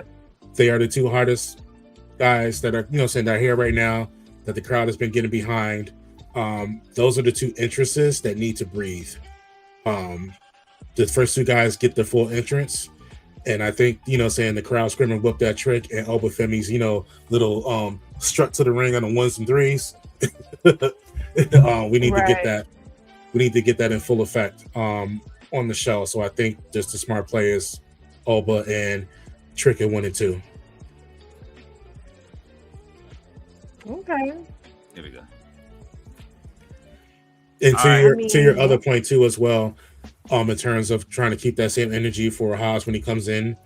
My concern is that when we're looking at AEW, we're looking at people who pay on average about $300 a ticket versus WWE at right now on average paying $3,000 a ticket.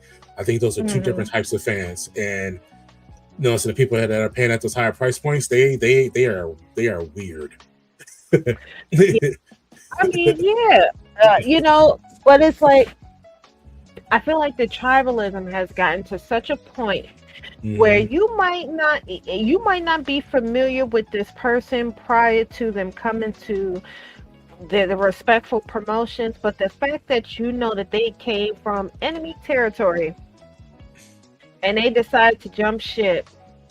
I've seen a lot of fans just hop on that person simply because of that. Which is it the right message that you want to send out? It might not be, but perception is everything.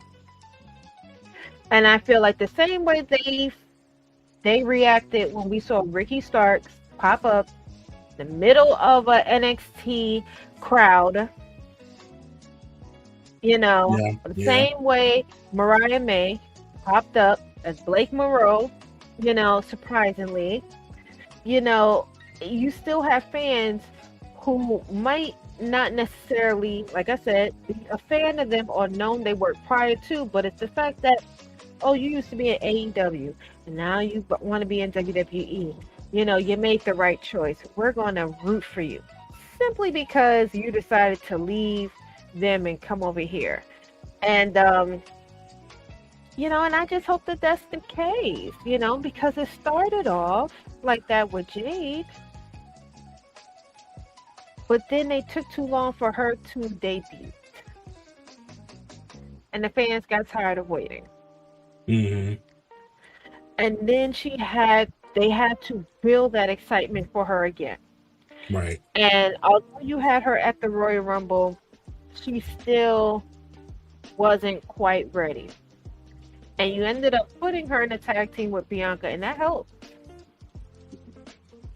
But again, something happened backstage which caused her to take some time away.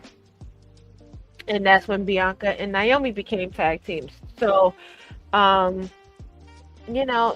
I think she is getting her moment. Still at the same time, people are making note that, oh, but she's been champion for over 80 days. And she has not defended her title. What type of champion is this? And it's like, yes, why isn't she defending her title? Because they got rid of about a third of the women's division because they were injury prone, and now another third of the women's division is injured. Who does she have to fight? But it's like, but the way that you booked the women for SmackDown, which again, I bought you Road Dogg. The women on SmackDown, outside of her, outside of Tiffany, outside of Nia, what other women on SmackDown right now?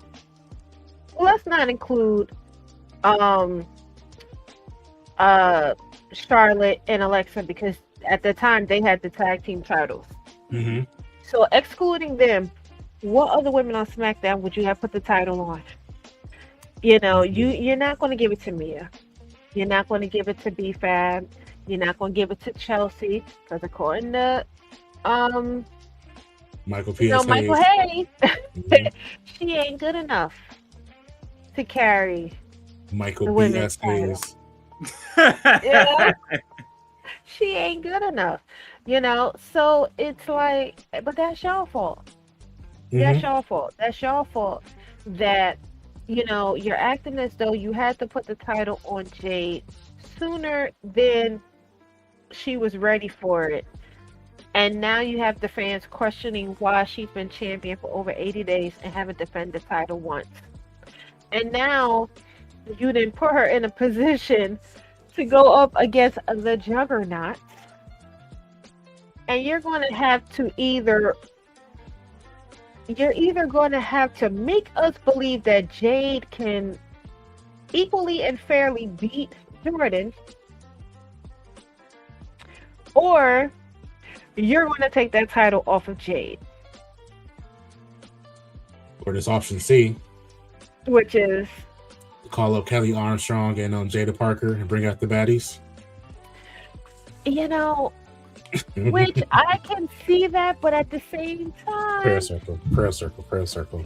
you know, but it's like, there's something that I would like to see the baddies, but it's like, y'all have this title opportunity between Jade and Jordan coming up. You got them two scrabbling backstage. You know, they going at each other's throats. So we are going to get a title defense between these two women. The question is, are you going to have Jordan sell for Jade to make Jade look like a stronger champion? Or are you going to take the title off of Jade and make her look like a crappy champion?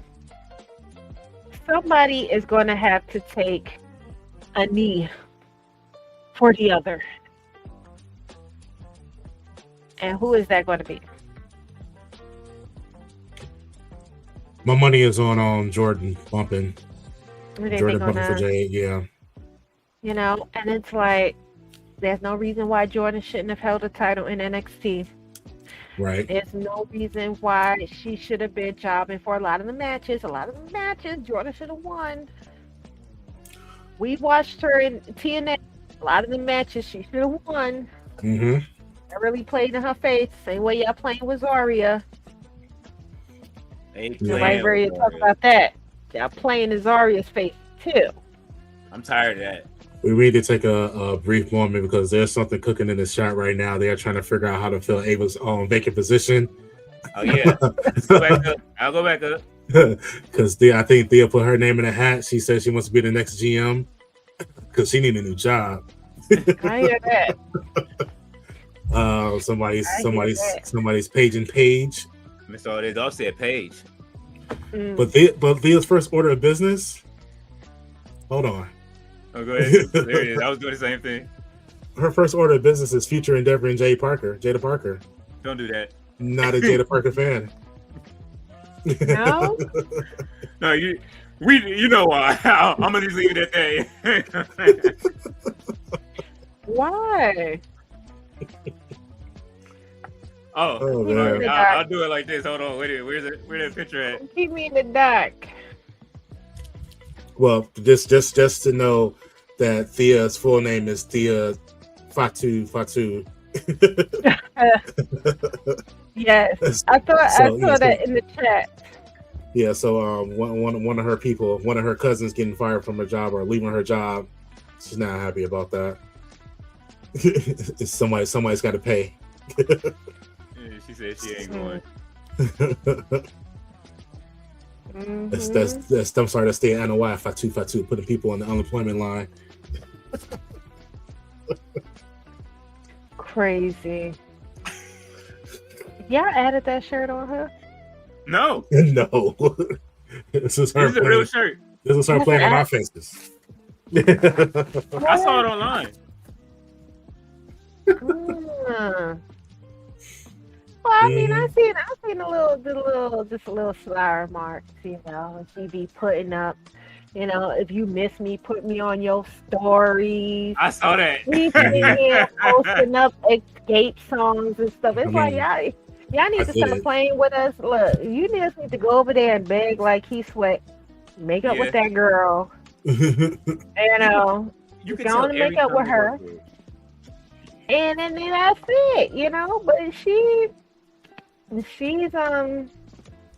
know, she I mean, we already see them two together. So at this point, it's just watching any other couple go through BS online. They just take it on the internet.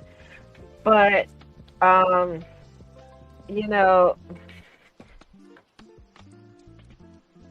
shout out to Lipstick Alley because it was on there for a minute, and them two was messing around, long before it had came on to the main front, Lipstick Alley, funny. because That's she funny. would put. She was, I mean, she was putting stuff on her little subscription on Instagram, and people were just putting two and two together. So What? How much she charged for her subscription? what was it? It haven't gone up or anything. I think it's still $5, but I mean, I might have to tap in. Shit. I don't know what she put up there now, but I know she was definitely hitting at them then. And thank you once again for getting the YouTube channel to 1,000 subscribers to get this monetized. You just know that your money is going to good cause. Yes. To the Jada Parker Fund. And then you can see the exclusive. The Patreon is coming soon. To the clubhouse. But they had a mess over there. It's busy. Roberto's in the chat telling us about how much of a fan he is of the idea of Sami Zayn winning the world title at Oil Mania next year. Oh man. Was watching coaching, bro. They said they had someone write in saying that they think Sami will be a 15-month build and he will win at Mania in Saudi. Yo, if this happens, close the company is what he says. That is a long time. That is a long time. No one is going to ride for that all too long. Hell no. Roberto says, look, I like Sami, but this idea is crazy. We want a cab driver looking cat as champ. Bad enough y'all defended E-Back charging Gunther. Oh no. Roberto is our number one resident heel in the chat. She know Roberto. Nah, man. Can't do it. He said new president of Bret Hate is Thea, co-vice president is Jay Millie, Berto is the secretary of hate, and Ballet is the director of defense. Y'all are wild.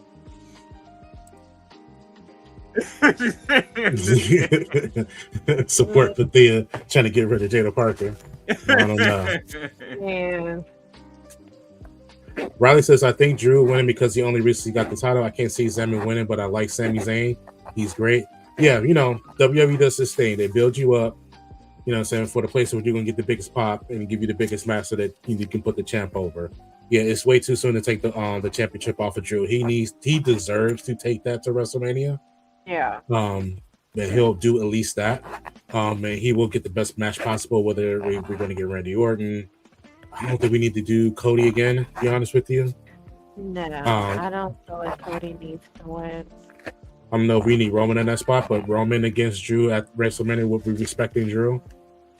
But yeah, he deserves to take that championship to WrestleMania for sure. I mean, I know that I've been hearing that they do want to kind of break this tie between Roman and Cody, because they are 1-1 against each other now. Yeah, it's what they usually do. Do we need this at this WrestleMania, or do you think that they would save that for something like Saudi? This is true. It's just something that they can push for Saudi Arabia. Have them two face each other at Saudi Arabia, which would mean that one of them will more than likely have to win the title at WrestleMania. But who is more inclined to drop their title at WrestleMania, CM Punk or Drew? Punk. You think Punk is going to drop at WrestleMania? Yeah. Yeah. I think he would be willing to more than Drew. Like he came back, did what he wanted, did what he was supposed to do. The only thing I didn't get to see from Punk is him raise the bring the brown bag in from AEW. Oh, yeah. That's the only thing I want to see. You keep that at home. Uh-huh. You know, you do not bring that here. You keep that at home. Nah, just bring the bag. And you just, you know what I'm saying, carry it in like Jake the Snake used to bring in Damien. You know what I'm saying? Yeah, I mean, But it's they should, but I don't know. that'd be the pettiest thing. Listen, you gotta get petty. Like that's what I'm saying. This is why we need. If I'm back there writing, hey, you still got that brown bag with the belt in it. You know what I'm saying? Like you walked out with it. We know you still champion over there, and just say like it feels good to be champion in two companies. You know what I'm saying? Like at the same damn time, and then just leave it at that. That was just.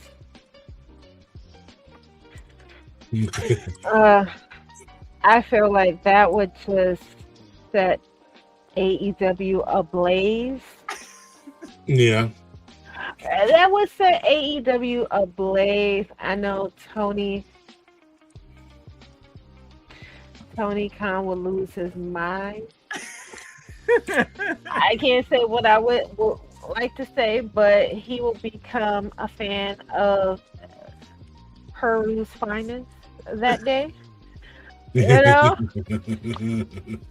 But if you have this man get on Prime TV in a WWE ring and allude that he is champion of both companies, yeah, AEW will be sending all type of cease and desist letters like nobody's business. It will be the same way. In fact, maybe WWE maybe WWE deserved that moment, because the way that I know they was watching AEW and saw Andrade pop up in an AEW ring, and how quickly they were sending those cease and desist letters and told him, get off of their TV now. What up, you GM? still belong to us. Yes. You know, so. What's going on, GM? Roberto says we just got Jada Parker versus Nikita Lyon. Nikita Multimedia. Guaranteed NXT viewership went up. Big Cat Keita, as Booker T calls her. Charmel, listen, we need you to get Booker T in line. And he be doing. I mean, he be doing the Lord's work. He do what he got to do in NXT. You know, yes. Oh yes, the ball was coming. Yeah, it was. Riley is a babyface because he likes Cody Rhodes. Yes, you all right, Riley? We know you the babyface in the chat. We like Cody Rhodes. He just be messing with him because he just the timing and things of him. It's just funny. Yeah, but it goes back to, like I said, I was up doom scrolling YouTube last night and I couldn't sleep. You know what I'm saying? And I came across a video and how they how Vince brung in the Powers of Pain with the Warlord and the Barbarian, and how when they split them, Barbarian went solo, and in the Survivor Series, Barbarian looked real strong against Hogan, and then that just, of course, it didn't work for him at some point, brother. Like, you know what I'm saying? Like, you had somebody that could have been the big bad, like, you know what I mean? And they just built him from the big card all the way to the, you know what I mean, main event, and he was the guy that would help everybody get over and be beat at the top. And it's just like, right. Yeah. I don't want that for Sammy. But Roberto says that Sammy becomes champ. I expect live event tickets to be $20 like my cab rides, just like Jay Uso. No, Michael Scott, no. Don't do that, Roberto. And then very cute GM with the $5 super chat. Congratulations on the 1K. Thank you very much for that. Thank you, GM. With that, we'll give you a short.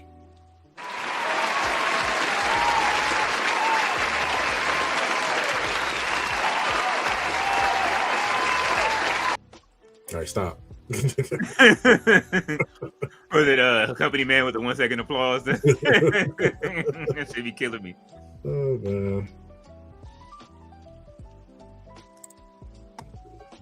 What up, KM KM? is lurking. Ballet with the lemon pepper steppers. Yes, It was like, get a shot of my lemon pepper steppers real quick. that was funny. Yeah. Oh, that's what I wanted to say. If I'm booking it, there will be two people I want to see in the Royal Rumble. Like I always say, like every time this year, I give y'all my favorites in the top of the Royal Rumble. My favorite entrance was Axe and Smash in the Royal Rumble. Mhm. Now- Oh yeah. and it went for like a good 5 minutes before they brung somebody in. They just let them go. Right. I don't know why they took so long, but they just let them go, and it was a great start. But give me Carmelo and Trick number 1 and number 2. Oh yeah. Good 'Cause story. why not? Because there's a story there. And give me, if unless you want like an electric start to Royal Rumble, which we haven't had in a long time. They tried it with Jimmy and Jay, Right. but it just didn't give that. You know what I'm saying? Like, so what was that last year, right? Yeah. So So you don't think Carmelo and Trick will look at each other like Edge and Christian? nah, they fighting. Because remember they got into it the last time when they was tagging, when they tried to have the in NXT when they had the match again, they put the Trick Mello game back together. It still didn't end right. Right. So give me but if you want to have an electric start to the Royal Rumble, give me Roman and Brock right off the rip. Or Oba and Roman, or Brock and Oba, either or. Give me either one of those scenarios. You would like to start the Royal Rumble with two big meaty men slapping meat. Yes. Mm-hmm. Yes. Give me that right off the top. Like, when was the last time we had an electric start? Don't like give me like Otis and fucking, you know what I'm saying? Like, and Jay Uso. Like, I'm not trying to like no offense to Jay, you know what I'm saying, or nothing like that. Like, I want to see Jay come in and do his thing. I want to see all these dudes do that, but it's just I want to see an electric start to both men's and the women's Rumble. Mm-hmm. Like, you know what I'm saying? Like, give me Liv and Raquel or something. Throw me a curveball in the women's Rumble too. Give me, you know what I mean? Like, give me Natty and Maxine tomorrow to start it off. Okay. You know what I mean? Like, give me something to start off the Rumble instead of it just being like, all right, this is what we doing. Mm-hmm. Mhm. So yeah, where you at on the show, Megan? Carmelo and Dragunov. Okay. Yeah, we're going into. I guess we get ready to do the main event. No. No, not yet. I don't know. I'm thinking Netflix wise because I am watching it on the computer, Okay. but I'm watching it through TV Pass. Okay. So, you know, it just does have the commercials on there because I'm watching it through the USA channel. Okay. Whereas when I usually watch it on One Max, it's ads free. So, the show be done like a whole half hour before it's scheduled to be done. So, but yeah. We'll get you set up for tomorrow. You got Netflix, right? I have Netflix. Okay. Yeah, we'll get you set for tomorrow. Get you on a Canadian feed with us. Yeah, because any other time, like I said, I'll watch it on these little websites and stuff because $30 is crazy. Yeah. No, we're not doing that. $30 is insane. Stephanie McMahon gave us the key to the city with Surfshark, and we just been riding that Surfshark. Yeah. You sure enough did, bro. You know, yeah, okay. What do you that? $199 a month. Yeah. Mm-hmm. That's right. You know, so yeah, definitely. No, not me. There you go. go. Yeah, we got the setups. What we saying? Okay, Mr. Ballet, Mr. OJ off. Gilberto saying, GM. We do thank you again, GM. How are the cats? Mhm. He said, sports update, Luka 27, 11, 11 in the first half. The Lakers up 77 and 56 against Washington. The Luka is the basketball Brett Haight. Mhm. Mm. Yeah, he is. Yeah. Is LeBron playing is the question, or did they sit him down? It seemed like they were a better team when Bron wasn't there yet. He said, damn, I cannot tell what that emoji means. Hey, what the heck kind of picture is that, Natty? Oh, damn, that's how far back we are? That's how far back we are, yeah. I did have the picture of what she could have used, the device she could have used for that. But I don't know if I want to post it. Did you? No, you trying to get us demonetized No, I'm not. already. I'm not gonna do it. Already. Ballet said I don't use it often. Roberto.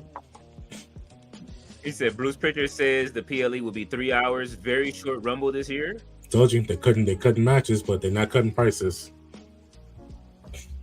I mean, well, they already got all of the bricks over there. Them gold bricks came through. Mm-hmm.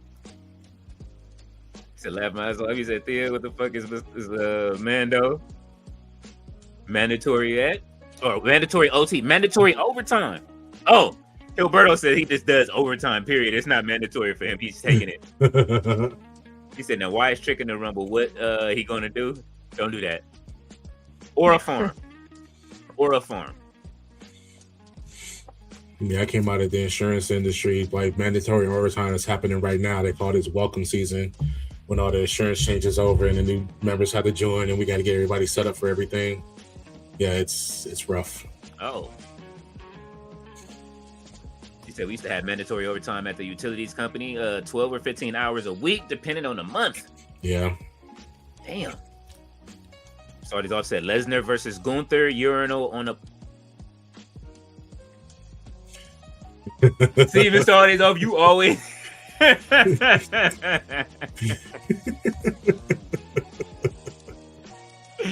Flexer said, damn, Berto, we might need a president of Brett Haight election. Yo, Leo voting poll, LOL.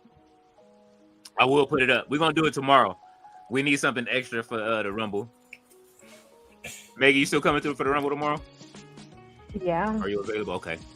Awesome. Roberto said, I have had.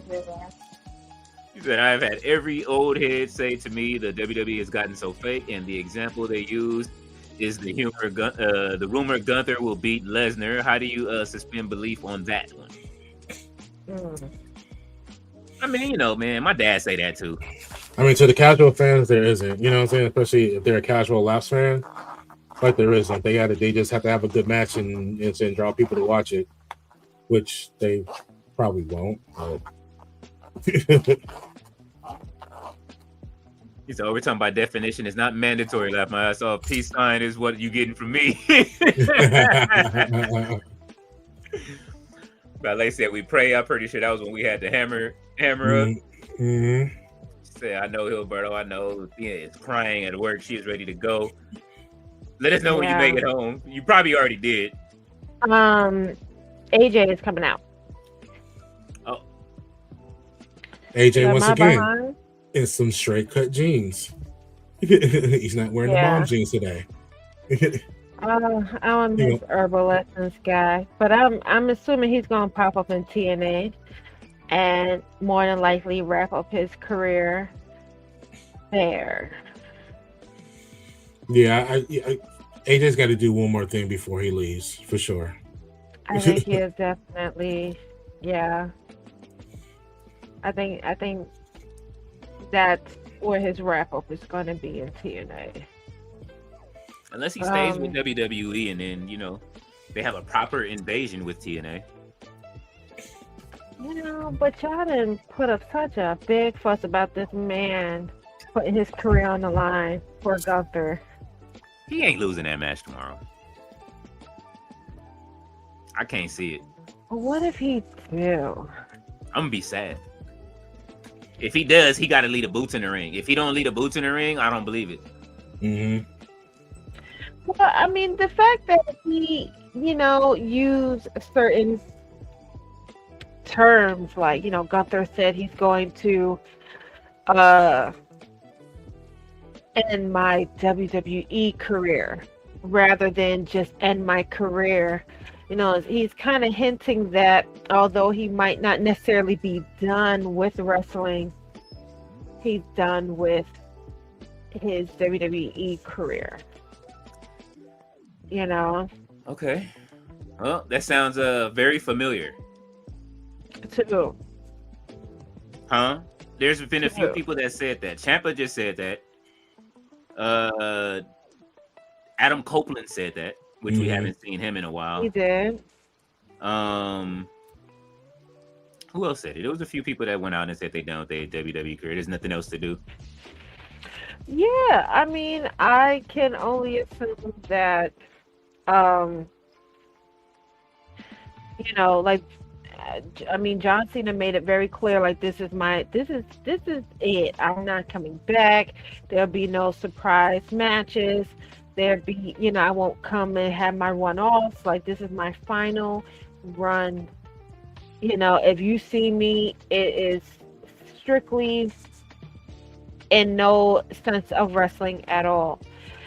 And with Edge and rumors that his career is coming up, his contract is coming up later on this year, and they're looking at Wrestle Dream being his retirement,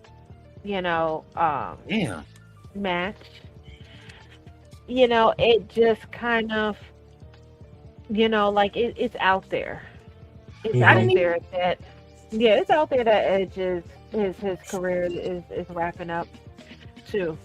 I didn't even get what I wanted out of him and Christian. Like, he went and filmed the show, and I didn't get what I wanted out of him and Christian's story. You wanna know why? Because Adam took his ass to AEW, thinking that them old bones was still gonna somehow uphold himself the way he used to be in the early 2000s, and he busted his ass not once but twice. This is the point that I was gonna make. Yeah, the tea leaves for me. Got hurt, and I guess now, guess now he has come to terms like, okay, maybe I am too old to be doing this stuff. Yes, Edge, you're 50 plus years old, bro. Like, yes, you see, Matt. I like to talk about how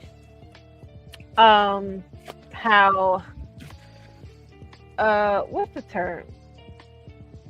How flexible Jeff's hips are compared to Matt. Matt is very stiff when you see him wrestle. Matt can't do the things that he used to do. He had suffered severe injuries. Dudleys, as you see, they knew their time was up. They had to me, it felt like a very quiet send-off between them and the Hardys. It was very quiet to me. It didn't get what I thought they deserved as wrapping up the career of the Dudley boys, or the Dudleys. So I'm assuming they're going to give Edge a nice send-off. I will hope that it is with Christian. But I didn't hear anything about Christian leaving with Edge. Like, I will retire you, but I still have some time left in my contract, so I will still be here. With Christian at the very least.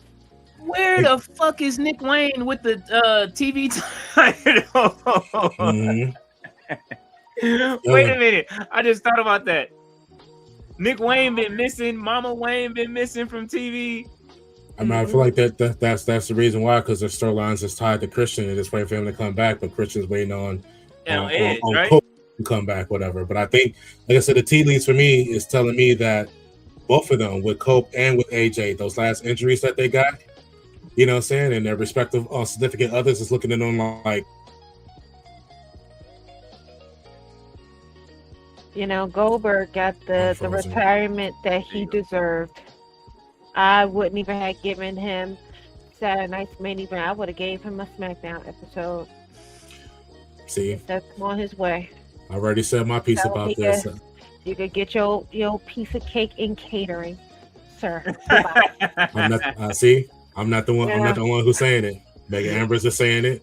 Sports Illustrated is saying it. I said it on my Twitter too. I said he got the retirement he deserved. He didn't deserve anything else. You didn't deserve anything else. And he was mad too. And they said, you know what? We gonna cut the camera even as you giving your final speech. Ain't no TV gonna hear it. No TV is gonna hear it.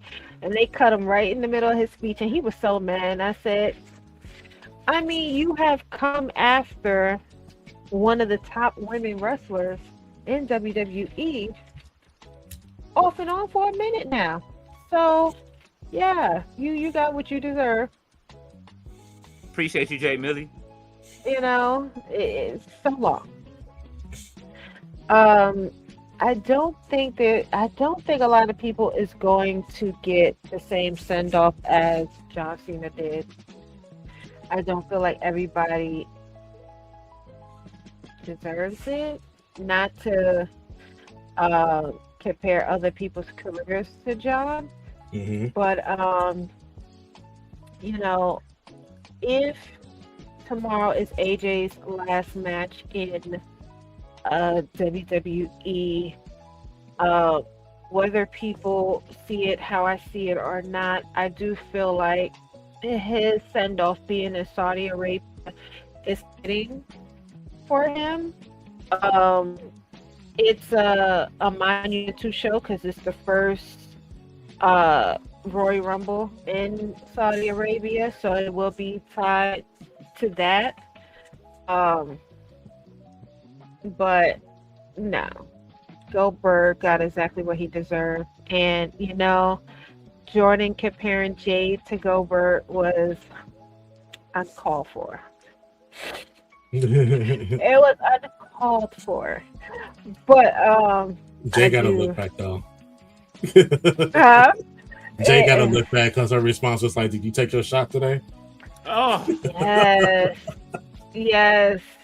Yeah. That's why Jade is my champion. She's not yours. My favorite thing is watching Megan on Twitter. Why?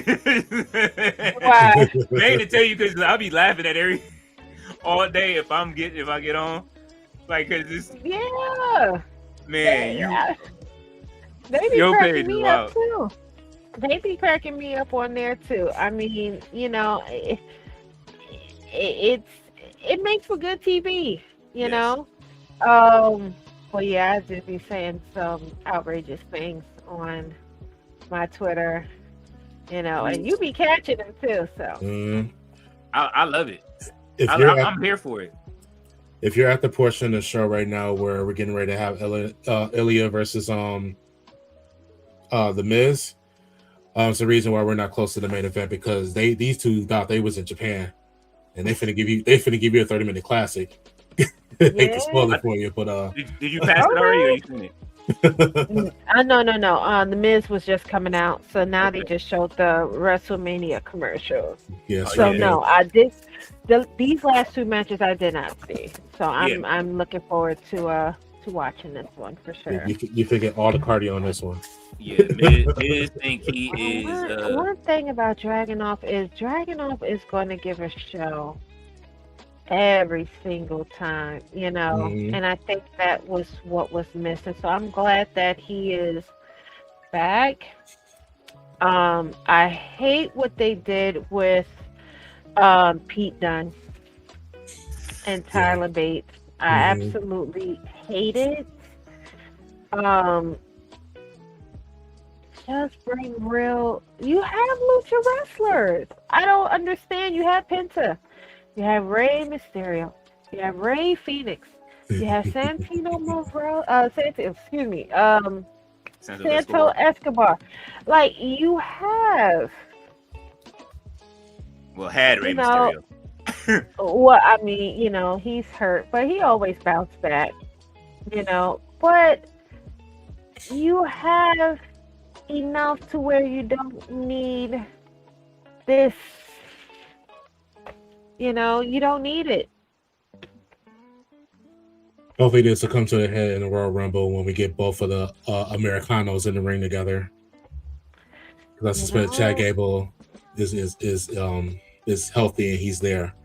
I don't know. You've seen how solid Chad looks now. I would hope at this point you don't even come back as that character. I hope you would come back as a whole new, you know, character, the same way they've been doing for Ivy. I like it. Because they have separated her from the Creed brothers, right? Is she? No, still she's a part still of with it? them, but she has like this new look, and they have like a new persona or whatever. Right. Mhm. So they still call them American Alpha, but like, you know, her look has changed completely, and like Right. they're not as goofy as they were the last time we Right. see them. So It wasn't working. It was not working, you know, and and we have to give it up for the Miz. 22 years in the business, and you're about to see what he's going to be doing 22 years later. Like what he does in this match, like just the resiliency in this guy. Gilberto, to answer this question, the hype was just here. I'm pretty sure, like, and a few of us, those of us that loved Ava for what she did, but mostly it's like, you know, a lot of us in this chat liked Ava. Y'all know she used to be on the thumbnail for a lot of the stuff that I was doing. Like, you know what I mean? I started putting her on the thumbnail because I liked her. But there was a lot of hate on Ava. If you go on like a lot of these other like wrestling groups and stuff like that, people hated on Ava. Yeah, I can show you right. This is my brother's response to it when I posted it to the group chat. It was just like they wrong. They wrong. Do your thing, Thea. Said Bret Hate is Hunter using Blue Chew to keep Stephanie satisfied. You are wow for that, Jay Millie. This is culturally inappropriate. Oh man, we doing that. He took it to the next level tonight. He trying to get y'all turned. Pause, better.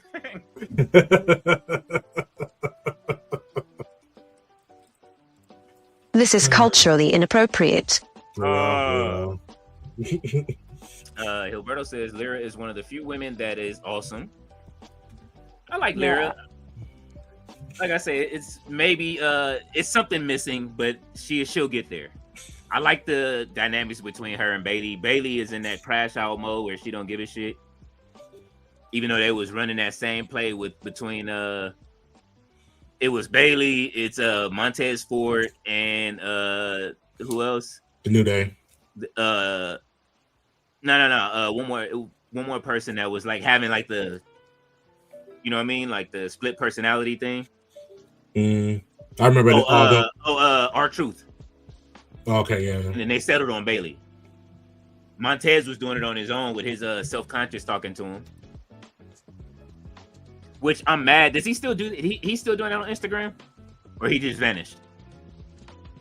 Megan. Who? Montez. Remember he was doing the whole like his inner conscious was talking to him, the gangster thing that he was doing. I haven't seen anything. No, there hasn't been anything out there. They're gearing up to do those dates with NXT I hate that are not even really like TV dates. They're just dates. I hate that for them. I do too. I do. I was just looking at some of the stuff that's going on online. I feel like outside of wrestling, I feel like we are living in the twilight zone because the fact that Ye was able to apologize and sell out a show, 42,000 people, and that's like the conversation online right now.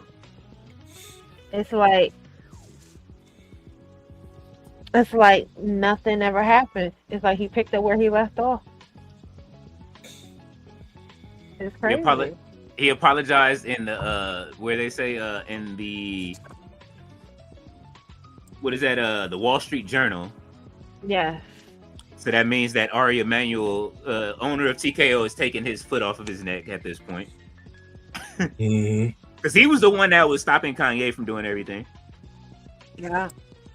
So Yeah. So I don't know. I'm just looking, and I'm just like, yeah. oh, are you guys gonna listen to the new album or not? In the freest way possible, Yes. in the least supportive way possible. I mean, I feel. Go ahead. Well, I'm going to speak from a Chicago perspective, so you go first. I was just gonna say, I think culturally, we would tune into his album the same way we would listen to J. Cole's album, despite people feeling like he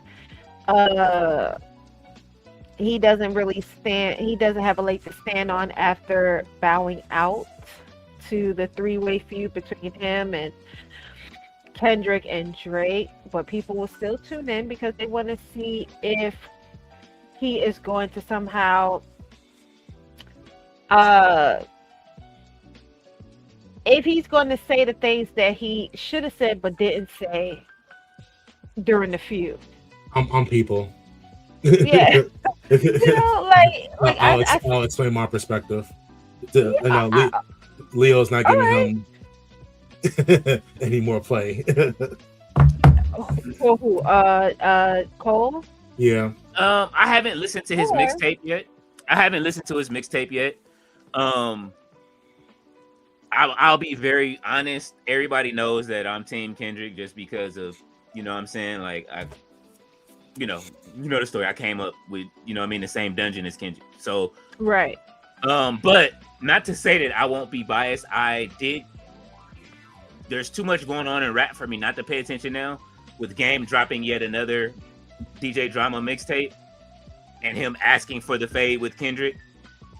So now I'm like tuned in. So I want to go listen to Cole's mixtape because now he's got Drake disses on there. So so now I'm trying to see what the angle is, and then like they're saying that there's bars for both. I don't know, it just seems like Cole is like trying to like come back for the redemption arc, and I want to see what he does on the way out. As he should, because it's like, I understand you did not want that. Well, I feel like that's the perspective, that Cole did not necessarily want that smoke with Kendrick. Mm-hmm. But what if they were politicking behind the scenes and it was just more of a, look, sit this one out. I want this to be the end all be all between me and this man. He has said a lot. He has brought my family into it. He said my child is not mine. I don't need you interfering in this. I need you to sit this one out, because this one, it has to be between me and him. I have to really nail his ass to the wall. And what if that was a possibility where he just asked Cole to just sit this one out? Or was it really fair? Was it Cole was really like, you know what? I don't want that issue with Kendrick, because Kendrick might say some stuff about me I'm not ready to come out. Like, where do you think that kind of lean towards? Let me lay this out for you. Number one, I bought the mixtape because it's not on DSPs. You have to buy it. You can pay whatever you want for it. You can pay $1 for it, but you got to buy the songs in order to listen to them. So 3 things. Number one, there isn't a possibility. The fact is there was a phone call. They've already said that's a fact. Okay. And it's exactly what you said. Hey, this is not about rap. This is about something else. Stand aside. You know what I'm saying? Okay. Spend it however you need to spend it to the public. This call came from what's his face? Schoolboy. Yeah, Schoolboy. He's Oh, like, he told him this ain't that. Number two, I think we're going to get clarification on what that was on the album because J. Cole is teasing, and I think Leo's got the clip up here of what J. Cole posted 2 days ago. He's alluding to the fact that there's a Kendrick involvement on the album. So, for real? you know what I'm saying? So speculation is that they're going to clear this up. Now, as far as what's on the mixtape and what he acknowledged, Yeah. he did acknowledge the fact that, yeah, you know, so I didn't drop out of the, y'all done put me out of the big three and I'm okay with it. Because that puts me in a position to be hungry and wrap my way back to the top again. And at the end of the day, it wasn't about any of the personal stuff. It was just about rapping. But what was going on between Kendrick and Drake was not about rap. No, it wasn't. That's No. that's the thing that people fail to realize. So if it wasn't about rap, that wasn't the situation that J. Cole needed to be in. Now, the way he worded it and framed it as an apology, I don't think that was the right move. I don't really think Okay. there's anything he needed to apologize for. You know what I mean? He was just rapping, but he got asked to step out of a situation that wasn't about rap. Right. So I'm not going to, you know what I'm saying, if you still kind of feel like he can't say certain things, that's fine. He's not saying that on his mixtape. And he didn't really say it in the last 2 tracks that he put out. Okay. He was just like, you know what I'm saying, I'm not that guy. You know what I'm saying? I'd rather do this than that. But I'll be damned if anybody else is going to tell me that I can't rap. Yeah. Which I emphatically yeah. agree. Yeah, I definitely feel like J. Cole, as a family man, just as much as Kendrick is, there's something in them that Drake lacks, and that is that sense of family. You know, history has not changed too much to where we forgot that at one point, both Rocky and Drake allegedly was tested to see who was the father of Adonis. Oh, That was out there. Mm. That is why there is so much animosity between Rocky and Drake. They've been there's a lack of women between them two, to say the least. But you know, I think everybody safely knows that Rihanna was always that dream girl for Drake. And here's a man that could have possibly have been the father of your child, having 3 children of his own with the woman that you saw yourself building a life with. but I mean, if we go back in history, ASAP did. You remember what was that? The MTV Music Awards, Mm-hmm. where he had him a handful of Rihanna. Yeah, was that before or after Drake professed his love for Rihanna and she dabbed him? You know, like she That has was dope. publicly let people know it was never going to be Drake. It was never going to be him. Mhm. Never. You know, he was a fun time, but it was never going to be him. And it's, I don't know. It's just a lot going on in hip hop now. You know, and just seeing so many of the people that I have hated for so many years finally be exposed, like Jerry the Mouth, being exposed for being viable Mhm. with the right price. You could pay him Yeah. to say whatever you want about your music. You could pay him. And with that coming out, and now he's sitting there challenging Lil Baby, and it's like, why don't you challenge the guy that slapped you? Yeah. You know? He don't, but it's like, we've seen how you reacted with the Migos. We've seen how you were with Vic, who called you a bitch in your face and you ask them to what degree, what kind of bitch? What kind of bitch am I to you? You know, it's just we know you're not that type of guy. Yeah, We that's know you're another not that that's another type of pressure guy. point for me. That guy.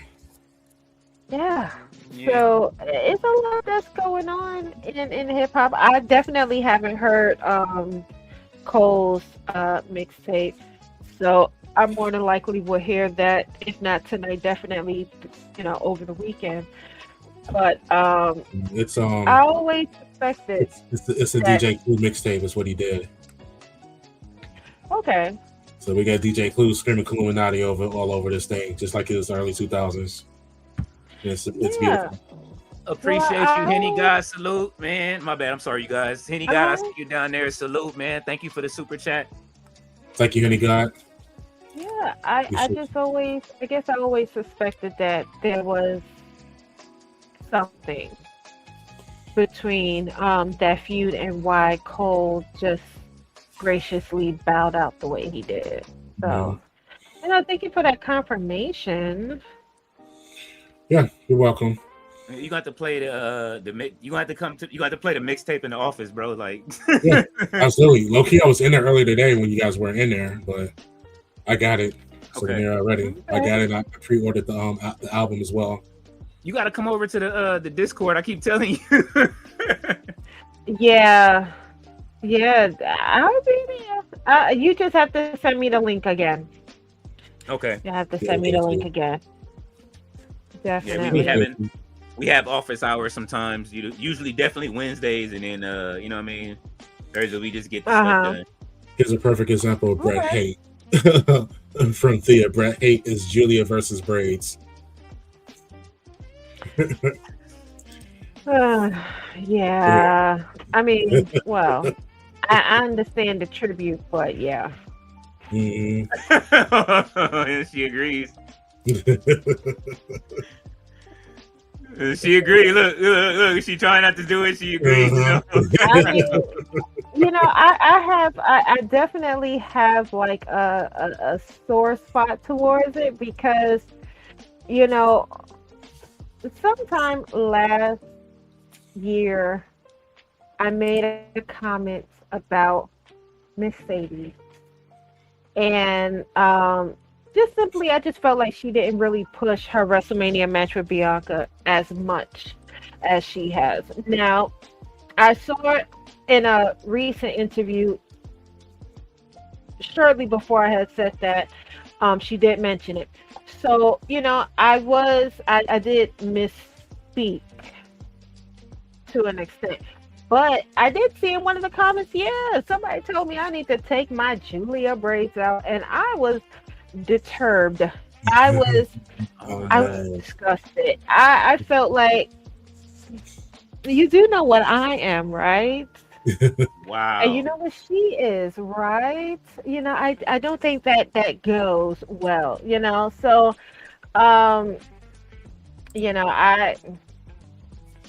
Again, I understand the tribute, but I just Black Star, I you don't are have correct. too much of an opinion on it for sure. Mhm. Uh-oh. Jay Millie says he's gonna save his Roman wrenching until tomorrow. Yeah, he So don't that's want to something. get wrenched tonight. Oh, Dragunov got the win. Oh, you just finished the match? Yeah. Now I'm watching the solo vignette. That was a good match though, right? Like Miz. Yeah, Miz still got it. Miz definitely still got it. I'm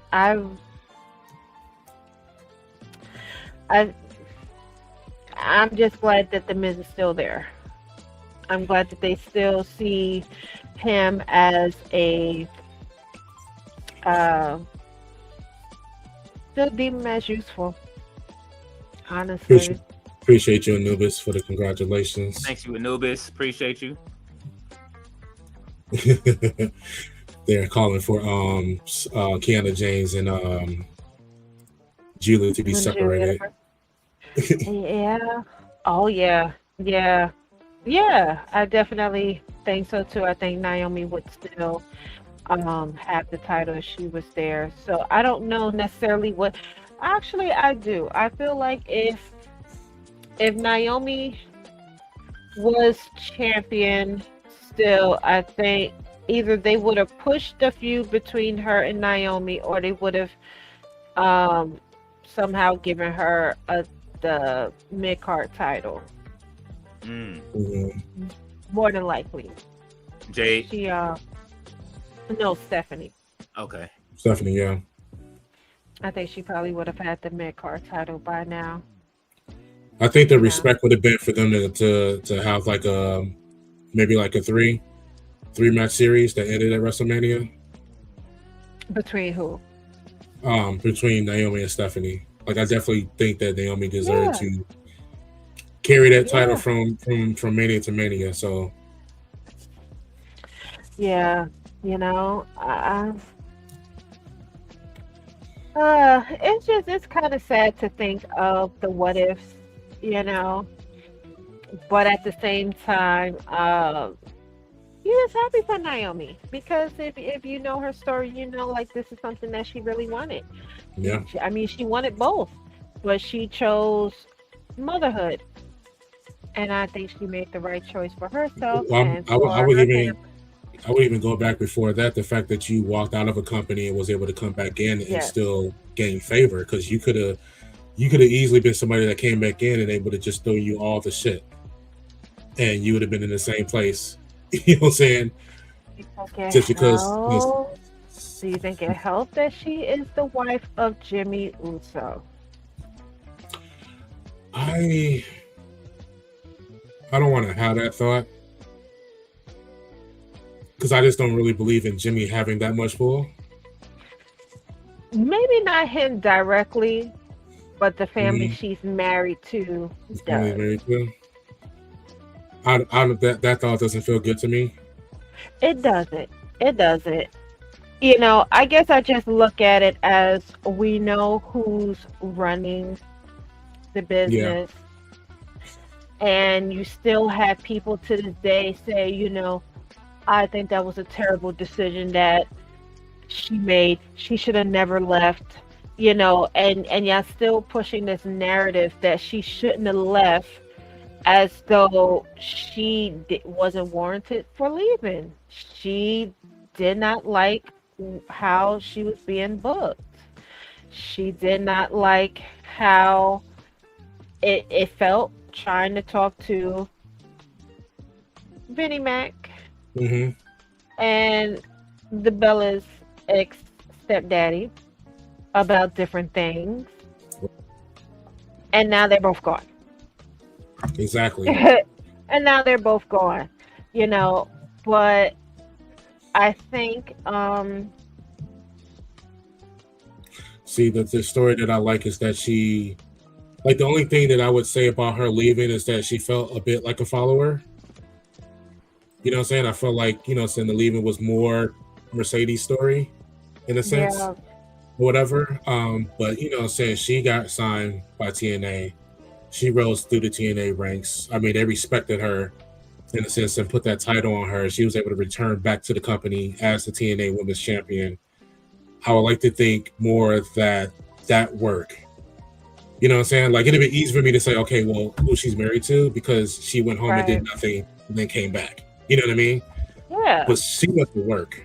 You know what I mean? And this is yeah, during a time where there wasn't really a connection between TNA and WWE. She right. might have even been the catalyst that might have brought that connection together. I I say think it So so. would. yeah, I think so. I'm willing to give her Absolutely. and Mickey James the credit for being, you know, saying the tipping point, if you will, the Malcolm Gladwell tipping point of bringing those companies together. Yes.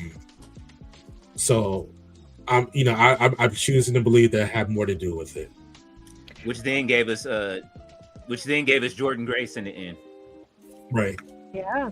Because to And credit it that way would mean that worked the same way that it worked for Drew McIntyre, the same way that it worked for Christian, you know what I'm saying, the same way that it worked for so many different people who left, went to TNA, went to other places, then came back.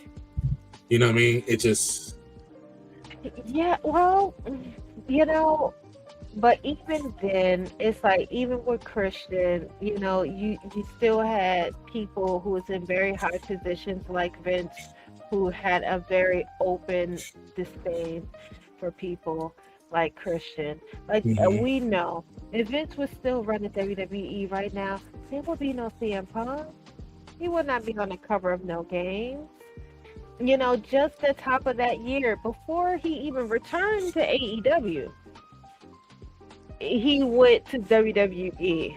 This is where the story of him and Liv being on the same plane together came along.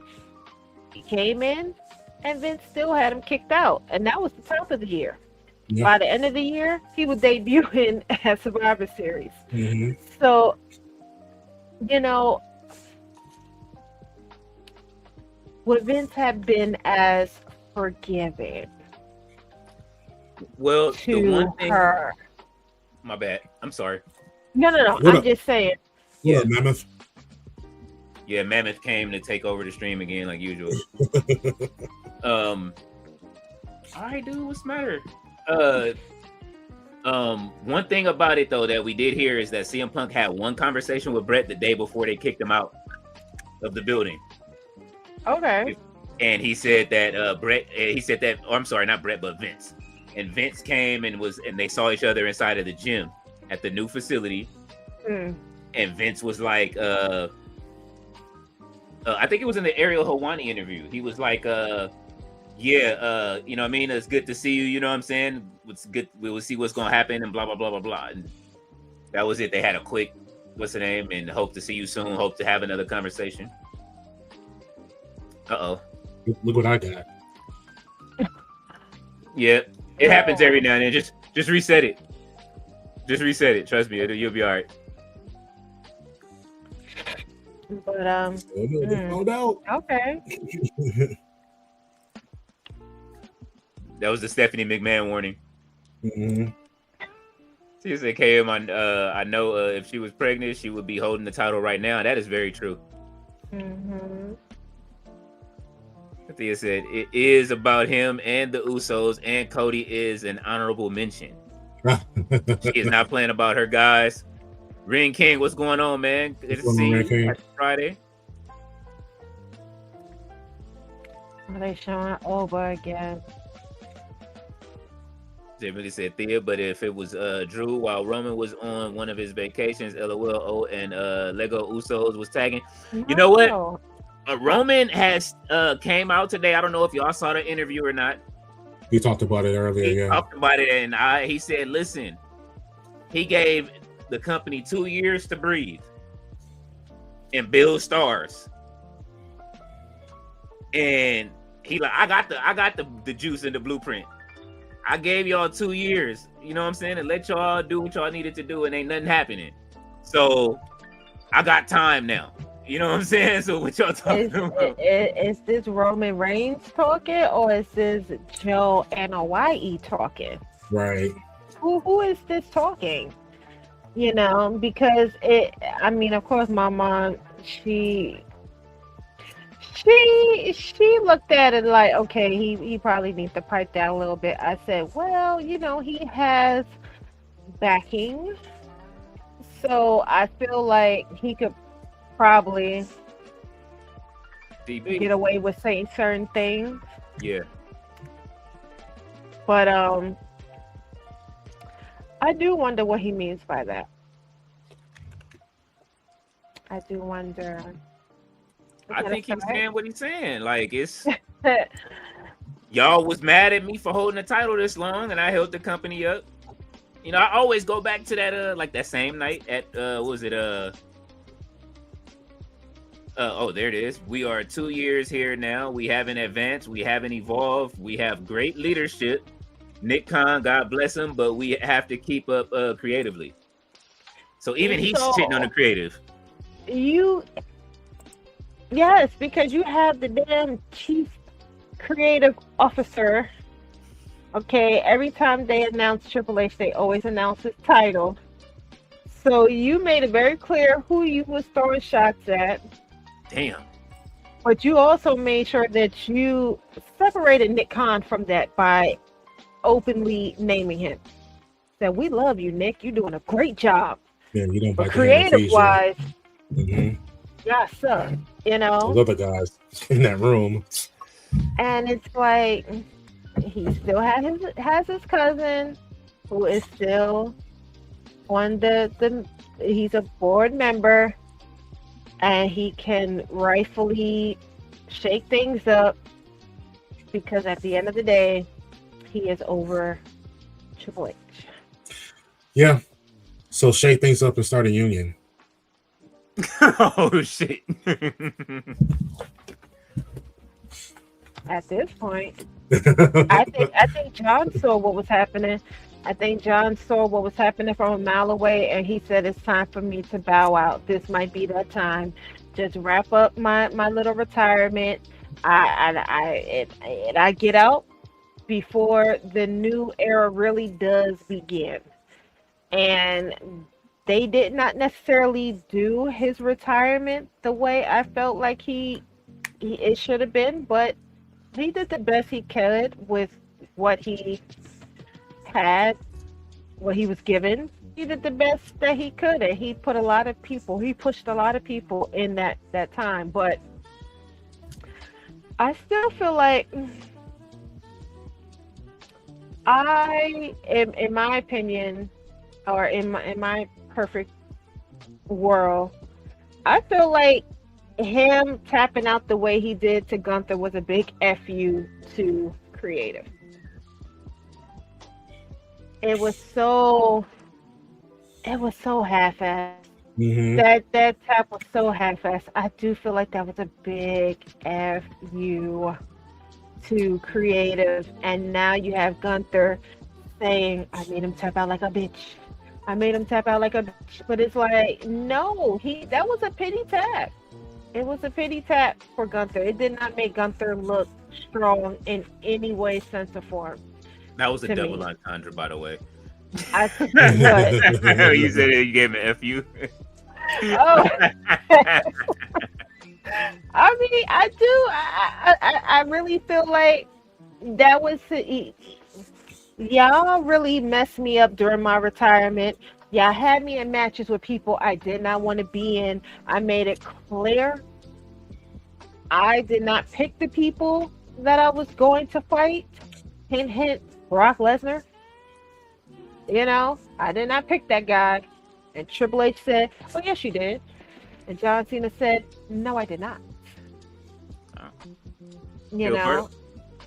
Well, I'm sorry. Gilberto said y'all got it twisted. It costs $20 to go to the Rumble. LOL. That's why I'm heading back to PR for another Backlash. Last time I paid $35 for SmackDown and the pay-per-view each.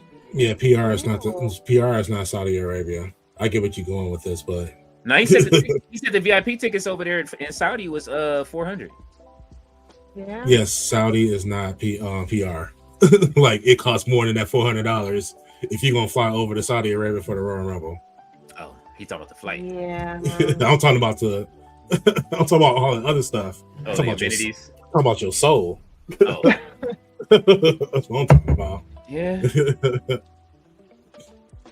I can put PR on my conscience. He said if Bum Bunny gonna be there, they better not charge me mad money, $50 at most, LOL, because he a bum. Oh Yeah, man. Bum Bunny. You're Oh my going God. to a Backlash after the Super Bowl. What do you think is gonna happen? Good luck to you. Don't even be a downer on it. But just you know how the math works.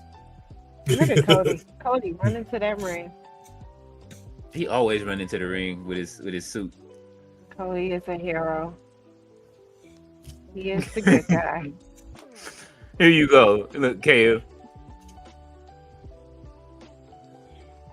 He said, "Now you pushing it. I'll let you slide." Then you started ice skating uphill. Oh shit! Oh, Thea finna tune somebody up. Mm. Thea is the head heel. Y'all don't know. Yeah, you definitely do your job, Jay. I'm doing mine. Oh man, they are in the chat. Yeah, It's going down. When are y'all gonna have to go get C Fluid, y'all? GM said triple. I don't need the spotlight. H. Yes. Yes, he said now I need that game cover, but here we are. And he made sure he was on the Attitude Era cover as well, front and center. I don't. And you threw China on the cover, but you're still not trying to induct her. So the highest, which is the highest cover, the Monday Night Wars or the? I mean, it don't matter. The thing that don't matter is that they not gonna be sold in the store. Right. It's just all digital, and then all we're gonna see is the 2K logo, or we're gonna see CM Punk on the cover. That's it. It can't be. Wait, certain covers can't be like bought, hard copies can't be bought online. They didn't do them this year, and everybody wanted the Undertaker cover this year. Oh. And they never put it out, and it was just digital. Like, you can buy that edition of the game, and it'll just be missing some things. Like, I bought the last year, it was $130, now it's $150. You're just paying. They just added another $20 edition by Triple H inserting himself into the thing. That's why I'm mad. For an extra, I have to pay $150 now because Triple H wanted to be on the cover of the game. Yeah, the Monday Night War edition is the $150 price point. And then the Attitude Era edition is the $130 price point. Triple H is the $99 or the $100 price point, and then the cheapest one is CM Punk for $69.99. Yeah, that's the one I'm gonna get. And I mean, but you have to get the DLC later though. I know, yeah, because $150 is just a lot. My sister, she just, as an early birthday present, she had just gotten me to Switch 2. Mm-hmm. But I have 22, 24, and 25 on the Xbox Series. Okay. Mm-hmm. So, either way, both will be able to be played on the TV. But I'm just wondering, for which system do I think I want to buy it for? Yeah, it's gonna be one or the other. It's not gonna be both. I kind of want it on both now. So I'm trying to figure out how I'm gonna do this. You know what I mean? Because I be wanting to use my Switch and take it with me to travel. Giving them away, right? Huh? So that's how I got 24. They stopped giving out the codes. Cause that's how I got 24. Oh, through a code? Yeah, like the 2K Twitter accounts, they was giving out free codes. Oh no, they're gonna give them away. But they didn't do that last year, did it? Yeah. They gave free copies of the game last year. Mm-hmm. They give them out every year. That. Yeah, they gave some away. I remember because I was still trying to get one for another system. Just see, what y'all have to do is stop glazing them now before the game comes out, so that they think that we think it's trash, and they'll put out the free codes to try to change their opinion. I'm gonna just go to. I don't want to put myself or my friend out there, but I'll be nice to Mr. Cornell. He be helping out with them codes from time to time. Yeah. To help a sister out. Because $150 is crazy. I mean, I usually make it back in. I do it for the community, so you know what I'm saying. Yeah. So I usually make it back by streaming it. So, and we set up matches. We got stuff going right now. I have 2 months before the game comes out, so I will be ramping up the streaming on 2K. I gotta finish my story. The story was really good this year, and I started playing it again. Okay. And then did you play through the story mode this year?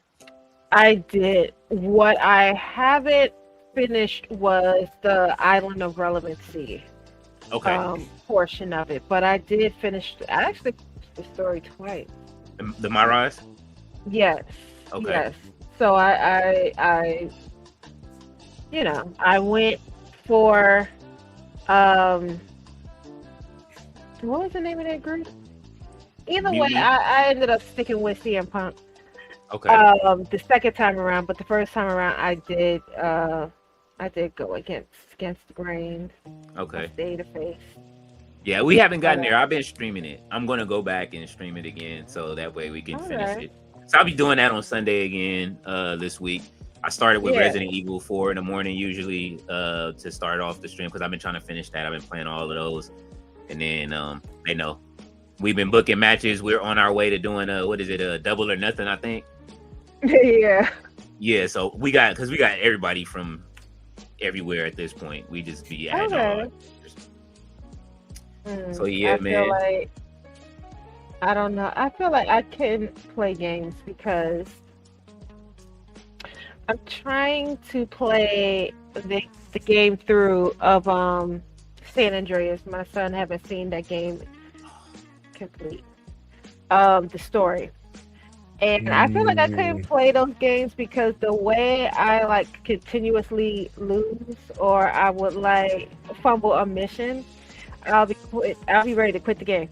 You know, and I know like you have to, you know, like there's a sense of playing the game through, but nah, after a couple of being wasted a few times, I'm ready to just give up on the game.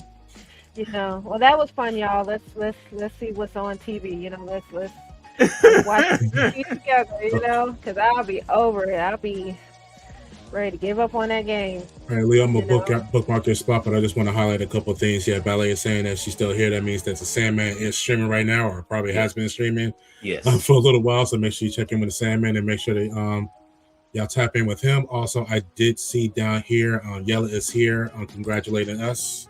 Yes. Oh, thank you, Yella. Yeah, go down. Just start. A lot of them we can move on a little bit in the comments. All right, y'all got us tomorrow for we're gonna move on in the comments. I know some of y'all comments is there, but we all know y'all got us tomorrow for Royal Rumble too. So also want to point out that Nataki is in the building, wishing everybody Silky Mouse Skin is great sweatpants. So thank you, Nataki, for checking in. Who else did I see down here? I seen another name down here. This dude right here. Uncle Todd, he says Surf Sharknado. Uncle Todd definitely is he is out of town right now and trying to stay out of trouble. Thank you for you know what I'm saying, ducking that smoke with Craig and them, you know what I'm saying, and Corey. Uncle Todd, he's over here. What is have you been on the stream with Todd before, right? Yes. Okay. Yes, that whole Corey thing. Yeah, you know he's on Craig Facts, so he over there ducking as smoke. He should, cause Corey's in Vegas for WrestleMania early. He said I'm in Vegas for WrestleMania early. He wildin'. Yeah, man, you can keep going through. He tried to pop in, but the link was faulty. He says, "Oh, it's the same link for you. Got to listen. You got to label the links. They're not all the same link. Like one is for NXT, one is for SmackDown. Guy. Yeah. As AJ, I'm gonna miss it. And his hair is never not a strand. It's never out of place when it comes down to AJ style. No, his hair is. We love when Ballet does this. Oh man. Half this current roster says, can say I'm done with the WWE and there's nothing else I can do. Man, the list is long. That's very true. Yeah. I've been saying it. It's time. Listen, the bird is coming. Yeah, WrestleMania City is coming up, so that you know that Black Friday is right around the corner. So. Oh no! Oh, don't call it Black Friday.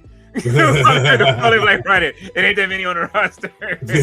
Right? You know, I mean, damn, that is true. But you know, I just hope that the tides is going to change. I hope. You know, I mean, you know, I feel like both companies, they have their ups and downs, and you know, right now WWE is not very strong. Because yes, you have all the players, but you don't know what to do with them. Nope. You know, and now you got Roman pretty much threatening to hijack the titles again. You know, he's telling you, I'm gonna talk to my cousin, and I'm gonna get that title, and it might be 5 years that I hold the title this time. You know, I No. don't know. I might. I did my little Hollywood thing. You know, I appeared in the movie. You know, but now I'm back, so I might just take the belt and hold it for, you know, another 3 years. Who knows? So yeah, they better do something quick because Roman he telling you the plan. He's He's telling taking you. that title off CM Punk. That's what I Well, think. well, let's look at let's go across the pond for a second because a lot of people are making the same argument about AEW Mhm. signing everybody and their mother and their daddy and their cousin, and having a over full roster, not knowing what to do with everybody. Yes. What do we think the play is there? You know, well, if it's true that the three-letter man is really running things behind the scenes to the point where he can have a say on who isn't signed there, then who's to say that he doesn't also have that same type of pull when it comes down to the titles? Now you have John Moxley, and I gave him the title that Okada had held for a minute. Okada was holding that title for a minute, and they gave it to John, and they kind of excluded him out of the heavyweight scene Mm-hmm. because I felt like he was looking to have a title, and so they gave him a title to kind of comfort him. But it's very much a mid-card title. It's not the championship that someone like John Moxley would necessarily want. I'm tired of seeing the same faces fighting over the belts over there. I would have thought at this point we would have seen Bobby or Sheldon go up for the title. Somebody can tell me, well, why are you in my brain right now? They know I've said this before. Why have they not? I was really irritated. Now I like John. I do.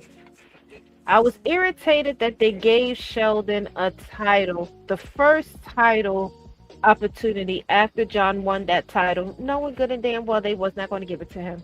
Yeah. Right. However, you chose to give you created a whole brand new title, the national title, and you gave it to Ricochet. I cannot tell you how many times he has defended that title. That's neither here or there.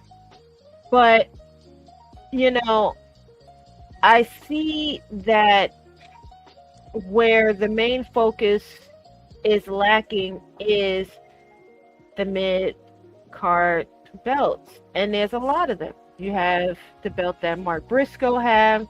You have the title that Ricochet now have. You have the title that John Moxley have. But, you know, I feel like there's a title missing. There's still a debate as to whether Okada still holds a title, even though he gave up a title to John Moxley. And I feel like That's what I'm saying. I feel like we won't have the confirmation on that definitively until we actually see Okada come back to television. He had it. He had it one night. He had the international title one night. I think he came back once with it, if I'm not mistaken, backstage or something like that. Yeah, we need a definitive answer on that because everybody has like a. I think I saw him with it. I'm not sure about it. Like we need a definitive answer on this. Right. As to whether he still has a belt around his waist.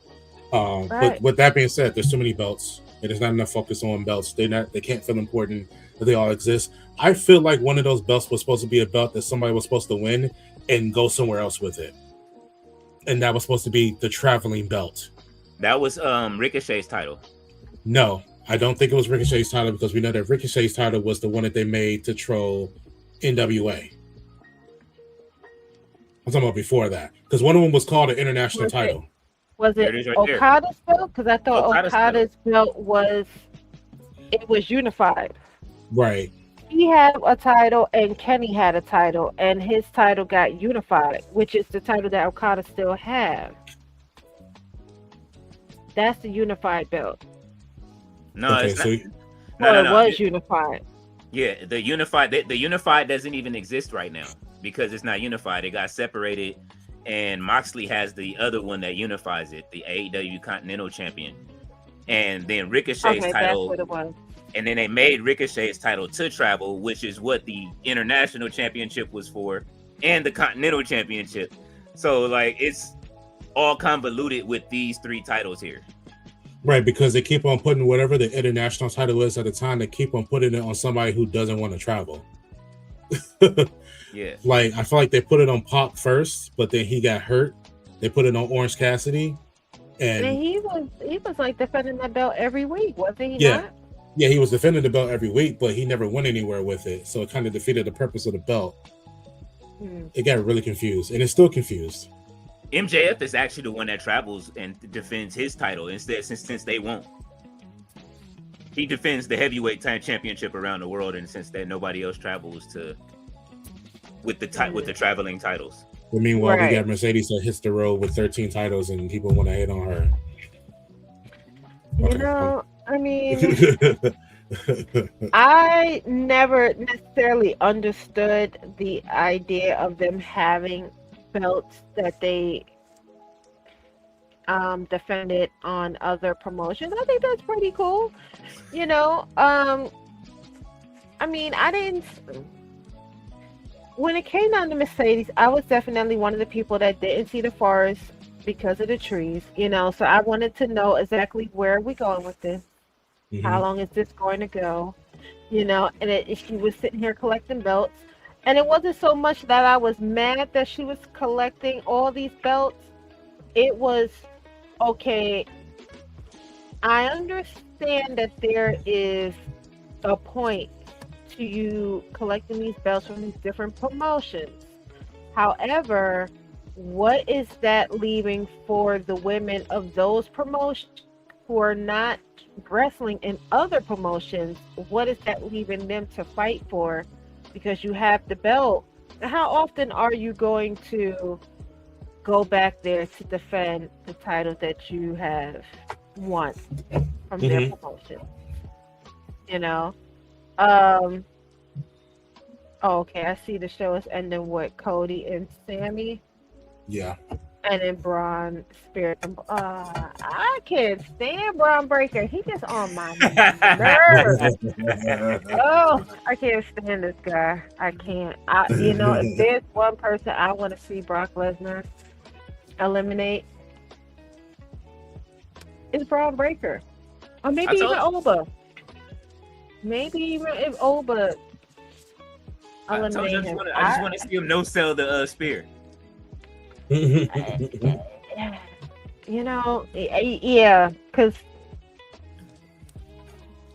I don't know, Brock is kind of interesting. You never really know what you're going to get out of him.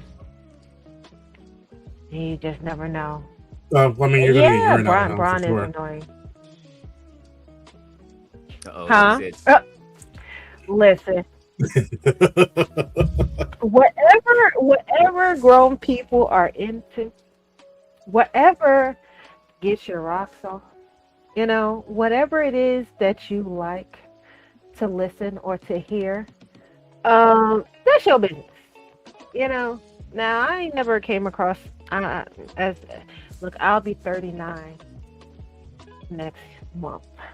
And I never came across a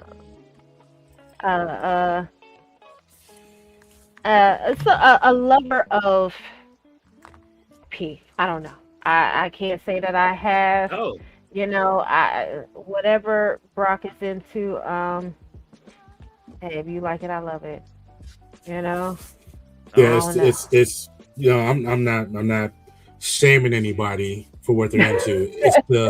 It's the consent piece for me.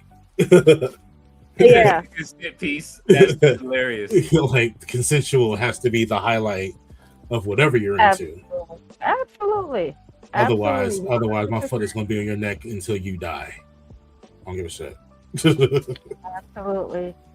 You know, so hey, maybe this is coming to, you know, maybe this is coming to the end of his time in WWE. It seemed like there's I mean, where there's smoke, there's fire. So the fact that they are kind of putting it out there that there's a potential retirement plan in store for him tells me we shouldn't expect him to be around for much longer. You know? So, and I think that would make a lot of people happy. You know? So, yeah. Oh my God, Thea is wild. So that's a statement we came up with this family. So, Roman's statement. She is married to Jimmy J and Roman. Oh. Okay. I Oh, get. She picked well. yes. She picked RB well. is in the building. What's up? What's RB. going on with your RB? What up, RB? That's all right. That's all right, man. Listen, we know you're gonna slide through. No Vinny. Mhm. Let's see. Yeah, we are going down. We trying to keep up with the comments. Too. La Madrina is in the house. What's going on? Thanks for stopping by. Oh, well, he may not, like, he's not banned. He probably got mad because y'all wrenched him up, you know what I'm saying, tightened him up. Y'all warned him. So, you know what I mean? Hopefully Steve makes his return at some point. If not, you know what I mean? He'll be missed. You know what I'm saying? The community is still growing. So, hey, man, listen. Y'all, you ladies have rules. You ladies are our security here. And y'all let people know half the time. Y'all know if anybody gets, as a disclaimer, if you get put on timeout, it don't mean you banned. You know what I'm saying? Timeout, they will warn you before they time you out. And they will write that they timed you out and why. You know what I'm saying? But if y'all start really wilding, which we don't want to get demonetized, you know what I'm saying, for any of the chats, then, you know what I'm saying, y'all got to chill. But other than that, we don't mean no harm. The ladies don't mean no harm. But if you out of line and they do have the right to, you know what I'm saying, tighten y'all up with the wrench, that's what they're here for. That's why they are TBT secure. So that is the disclaimer. And thank you for 20 likes. I'm seeing that we got clocked in at 20 likes today. Oh man, we appreciate it. You know what I'm saying? It definitely, and thank y'all, like I said again, for holding us down over here on the channel. And we're gonna hope we are getting close to 1100 already.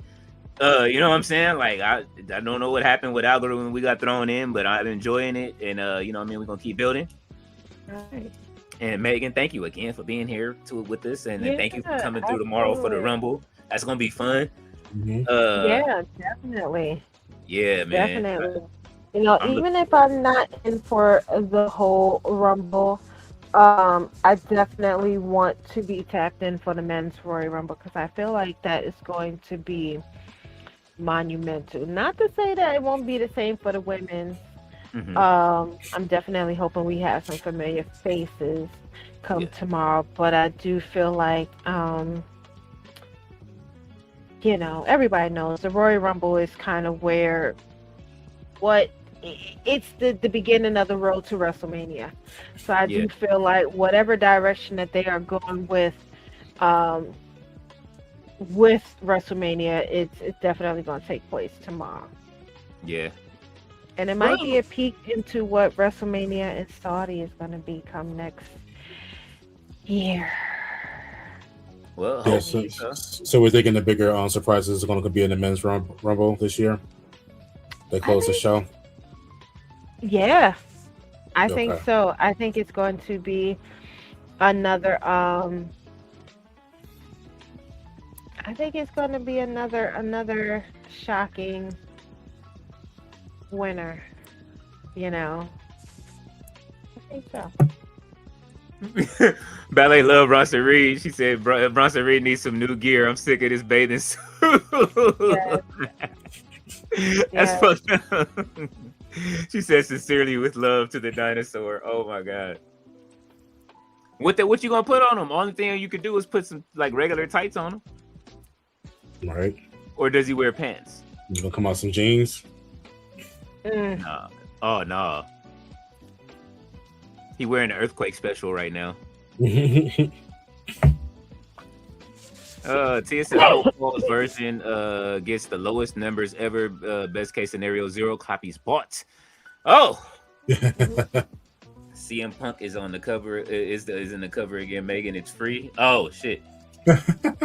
That's while. I'm definitely trying to get the free one. Or That's said, for look at sure. that's fucked up. Well, they always do give it away at the end of the year, but I mean, I'm not waiting. Y'all know Who's me. I waiting that long? Absolutely. need it Yeah. right. I'm doing a stream the night before, like I did last year, where I did. What did we do? How many hours did we do? We did like I think I made it 17 hours or something like Yeah. that. Whoa. Yeah. All right, we're gonna get through the rest of these because Megan is on the East Coast and she is already sleepy. Mhm. Hilberto said Yeah. ballet. I agree. With the bathing suit ballet, I do see that. Ballet. Listen, man. Thank you. Not the thigh burns. We appreciate you on that. Man, listen. Thank you for the super chat, ballet. We appreciate you. Hold on, where does that put us at? Because you supposed to be getting chopped. Oh Where we shit! at? Did she put us over? She might have put us over, or either that or we damn close. You know what I'm saying? We might get close. All right, Megan. So just so you know that when we hit 100, we was you know what I mean. We had a poll going. So when we hit 100, Mhm. I am to take chops, 3 chops by a professional wrestler somewhere. So we're What? recording it and we're putting. Mhm. Nuts. So me losing all of the weight, like as well, like it's gonna hurt. Hang on, send your chest to your back. That's gonna be funny to watch though. I'm gonna watch it. Oh yeah, listen, man. I'm gonna keep my promise and it's gonna happen. I know we close. We might be close. Thank you, ballet.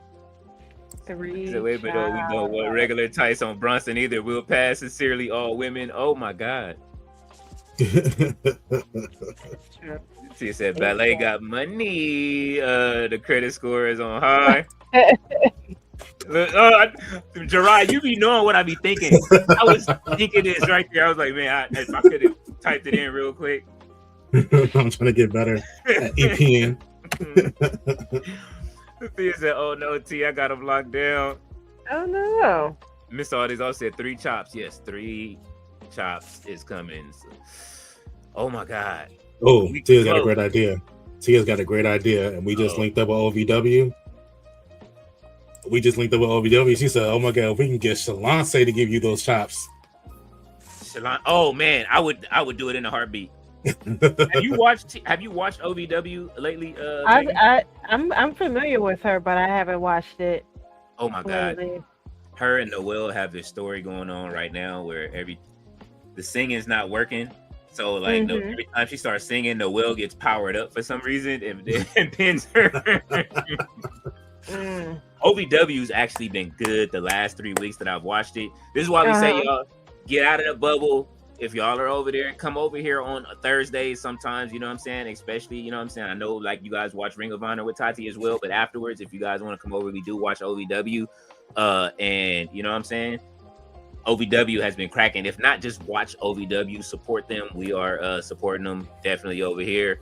Trying to get them to see if they're gonna keep their promise with their tier system. We're supposed to be able to talk with some of their talent since we are investing over there. You know what I'm saying? So Yeah. OVW, we coming. Oh, wait a minute. The verses was tonight too? Oh, is it? Yeah. Is it on Triller or did they have their own channel? I don't know. I'm just looking at the comments on Twitter right now. Hold on. Is it on Apple? Oh yeah, it's on Apple, right?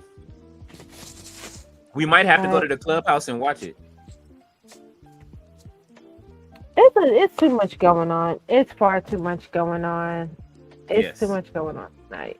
I mean, I'm still trying to see the clips from this show. Yeah. And Tia said, yes, y'all come watch OVW on Thursdays at 7 p.m. on YouTube. The 7 p.m. time is a blessing too. Yeah, it is, man. OVW's been cooking. I ain't even gonna front. You know what I'm saying? I do have one of my what's my guy what's his name? I always forget his name. I'm still getting familiar with the roster. But Shalance Royale, I can't forget that. She is my favorite wrestler over there right now, just because of the whole singing gimmick. Tia knows who my favorite is. He looks like Seth Rollins. Okay. Damn it, I forgot his name. She gonna tell me in a second in the comments. But yes, you guys, we gonna get up out of here in a second, and then I'm gonna watch it. I'm gonna say it from the what's the name. And you guys do have us tomorrow. I will send you the link, Megan. You just come in whenever you feel like it. You know what I'm saying, during the run. I know you watch the family. Yes, and I'm gonna do y'all one better. I'm gonna make sure that because I re-up today. I have my edibles waiting for me for tomorrow. Oh. Yeah. I'm waiting on my wand to get here. So there is I'm going to come out of retirement for a few months because I always do it this time for creative purposes. Okay. Yeah. There's I don't know if you've seen it. It's a Harry Potter wand. No. Yeah, they somebody sent it. I forget who sent it to me. It might even somebody sent it to me. It was a Harry Potter wand though. And yeah, like, and it's a pen, so you can put your cartridge in, and then Okay. Yeah, let me see if I can find it real quick. I know I sent it to somebody. Oh. Yeah, Flawless Jake Lawless. That is my guy over there right now. He is the media champion, and I am enjoying he's actually one of my favorites on the show right now. Okay. Let's see, who did I send it to? No Chill. Let's see. Either that or No Chill sent it to me. Oh man. And I gotta send y'all just some other stuff. I sent it to Gerard this morning. If y'all know I love the remakes of these when they be doing the voiceovers of the cartoon. They redid Thundercats and they got Lionel in them. It's been hilarious. Mm-hmm. And the Transformer redos have been good. Where is it? Who did I send this to? Gerard, did I send that to you? No. Oh, you put it on. I thought you put it on Instagram. Well, maybe you send it to me directly on Instagram. That's what I'm trying to see. I know that one. I'm talking about the Harry Potter joint. Oh no, you didn't send me that one. All right, I'll find it, Megan, and send it to you. Okay. But I'm you know what I'm saying, since I know you partake, you can, I know you know what I mean, if you want to order one, they are absolutely fantastic. And I'm going to finish that game on streaming sometime this year too. I never finished the Harry Potter joint. Oh. RB said, fun fact, Booker T been training Jade Cargill. Oh, so she did go down to him. Okay. Yes. Yeah, that's why she got the bicycle kick. Oh. Well, everybody, he just listen. I want you to use the bicycle kick trick. You use the you use the other kick. The bookend. Bookend. I can inherit my moves, and what's her name is retiring, but I don't care. Who was it? What's her name? She was over with Booker T. She was the chosen one. What was her name?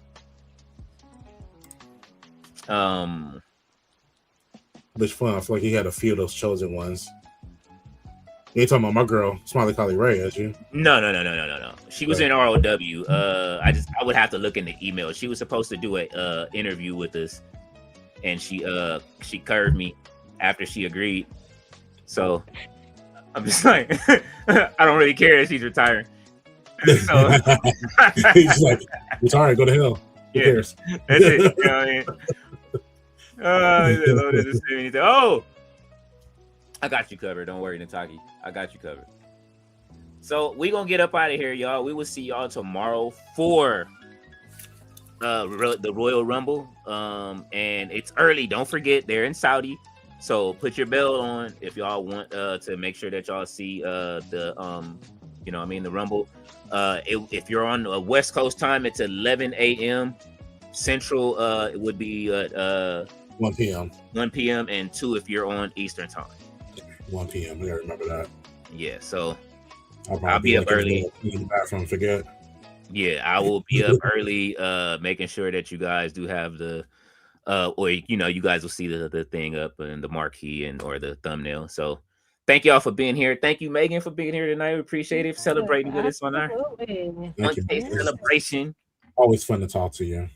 Oh, yes. Thank you so much. I didn't know tonight was going to be such a monumental night, but I'm glad to be here. It was fun. And I'm glad to see 1,000 more and more after that. Yes. And Appreciate if it. you are not subbed, scroll down. Y'all see it scrolling. If I may speak candidly, go over to her channel and sub if you are not subbed yet. And if not, just scroll down on the page. Y'all will see it right there. And Megan Yes. is a yes. Yeah, I'm trying to weave away from the pre-recorded videos. So I would love to start streaming.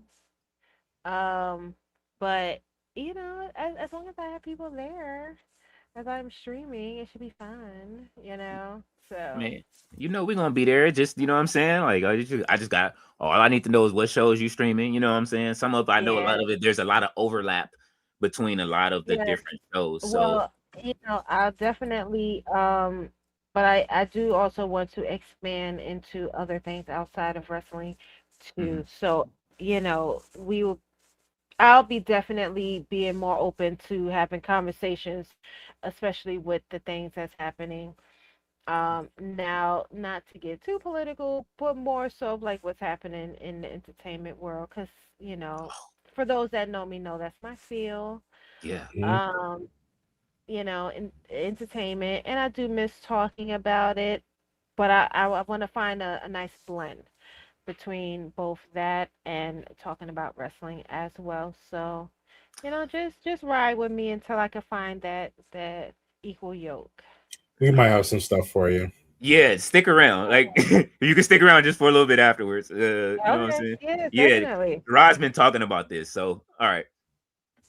All right. Well, you guys, we will see y'all tomorrow. We see them comments still coming in. Let the credits roll. You know what I'm saying? The comments are the credits. Yes. And yeah, man, we're gonna go ahead and play the outro. Y'all already know what it is. Spotlights by the Real Heel No Chill, who is a part of our streaming community. He will be here with us tomorrow. Well, he's trying to be. So yeah, man, y'all go ahead and pray that he will be here. And let's play this joint, man.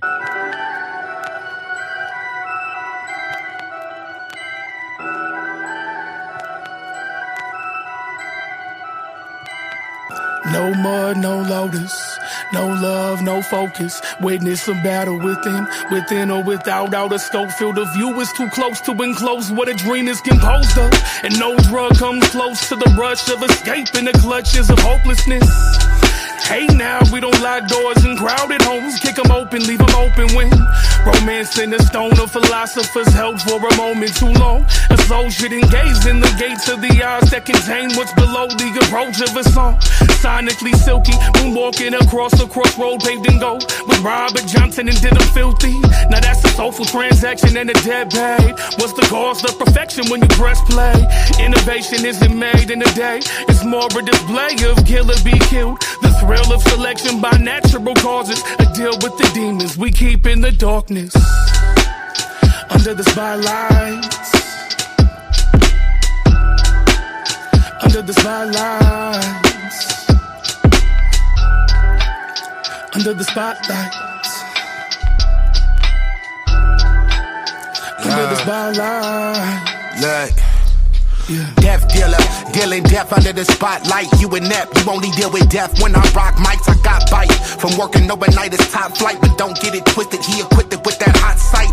No whistle, it's official, yeah, I got stripes. Cruising while I'm smoking like a missile, yeah, I got flight. I'm floating, gloating off the fact that how my pops right. Get dropped twice for looking at yourself through your op sight.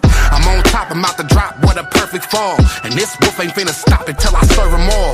You wanna act like sheep? Well, here's your curtain call. With every little peep, I go to sleep because I heard them all. Operate around your lane connection like I merged a call. Cats look for soul perfection, do dirt and the search is off. Thinking that they ballin', running courts, knowing they purpose off. And get their legs cut from under them, and now it's murder ball. Look, and a fact is a fact. Everybody wanna get into this rap, throw a stack. Try to kick in that dough with the 44, not knowing that dough is equipped with a latch, it's a trap. Under the spotlights. Under the spotlights. Under the spotlights. Under the spotlights. Yeah.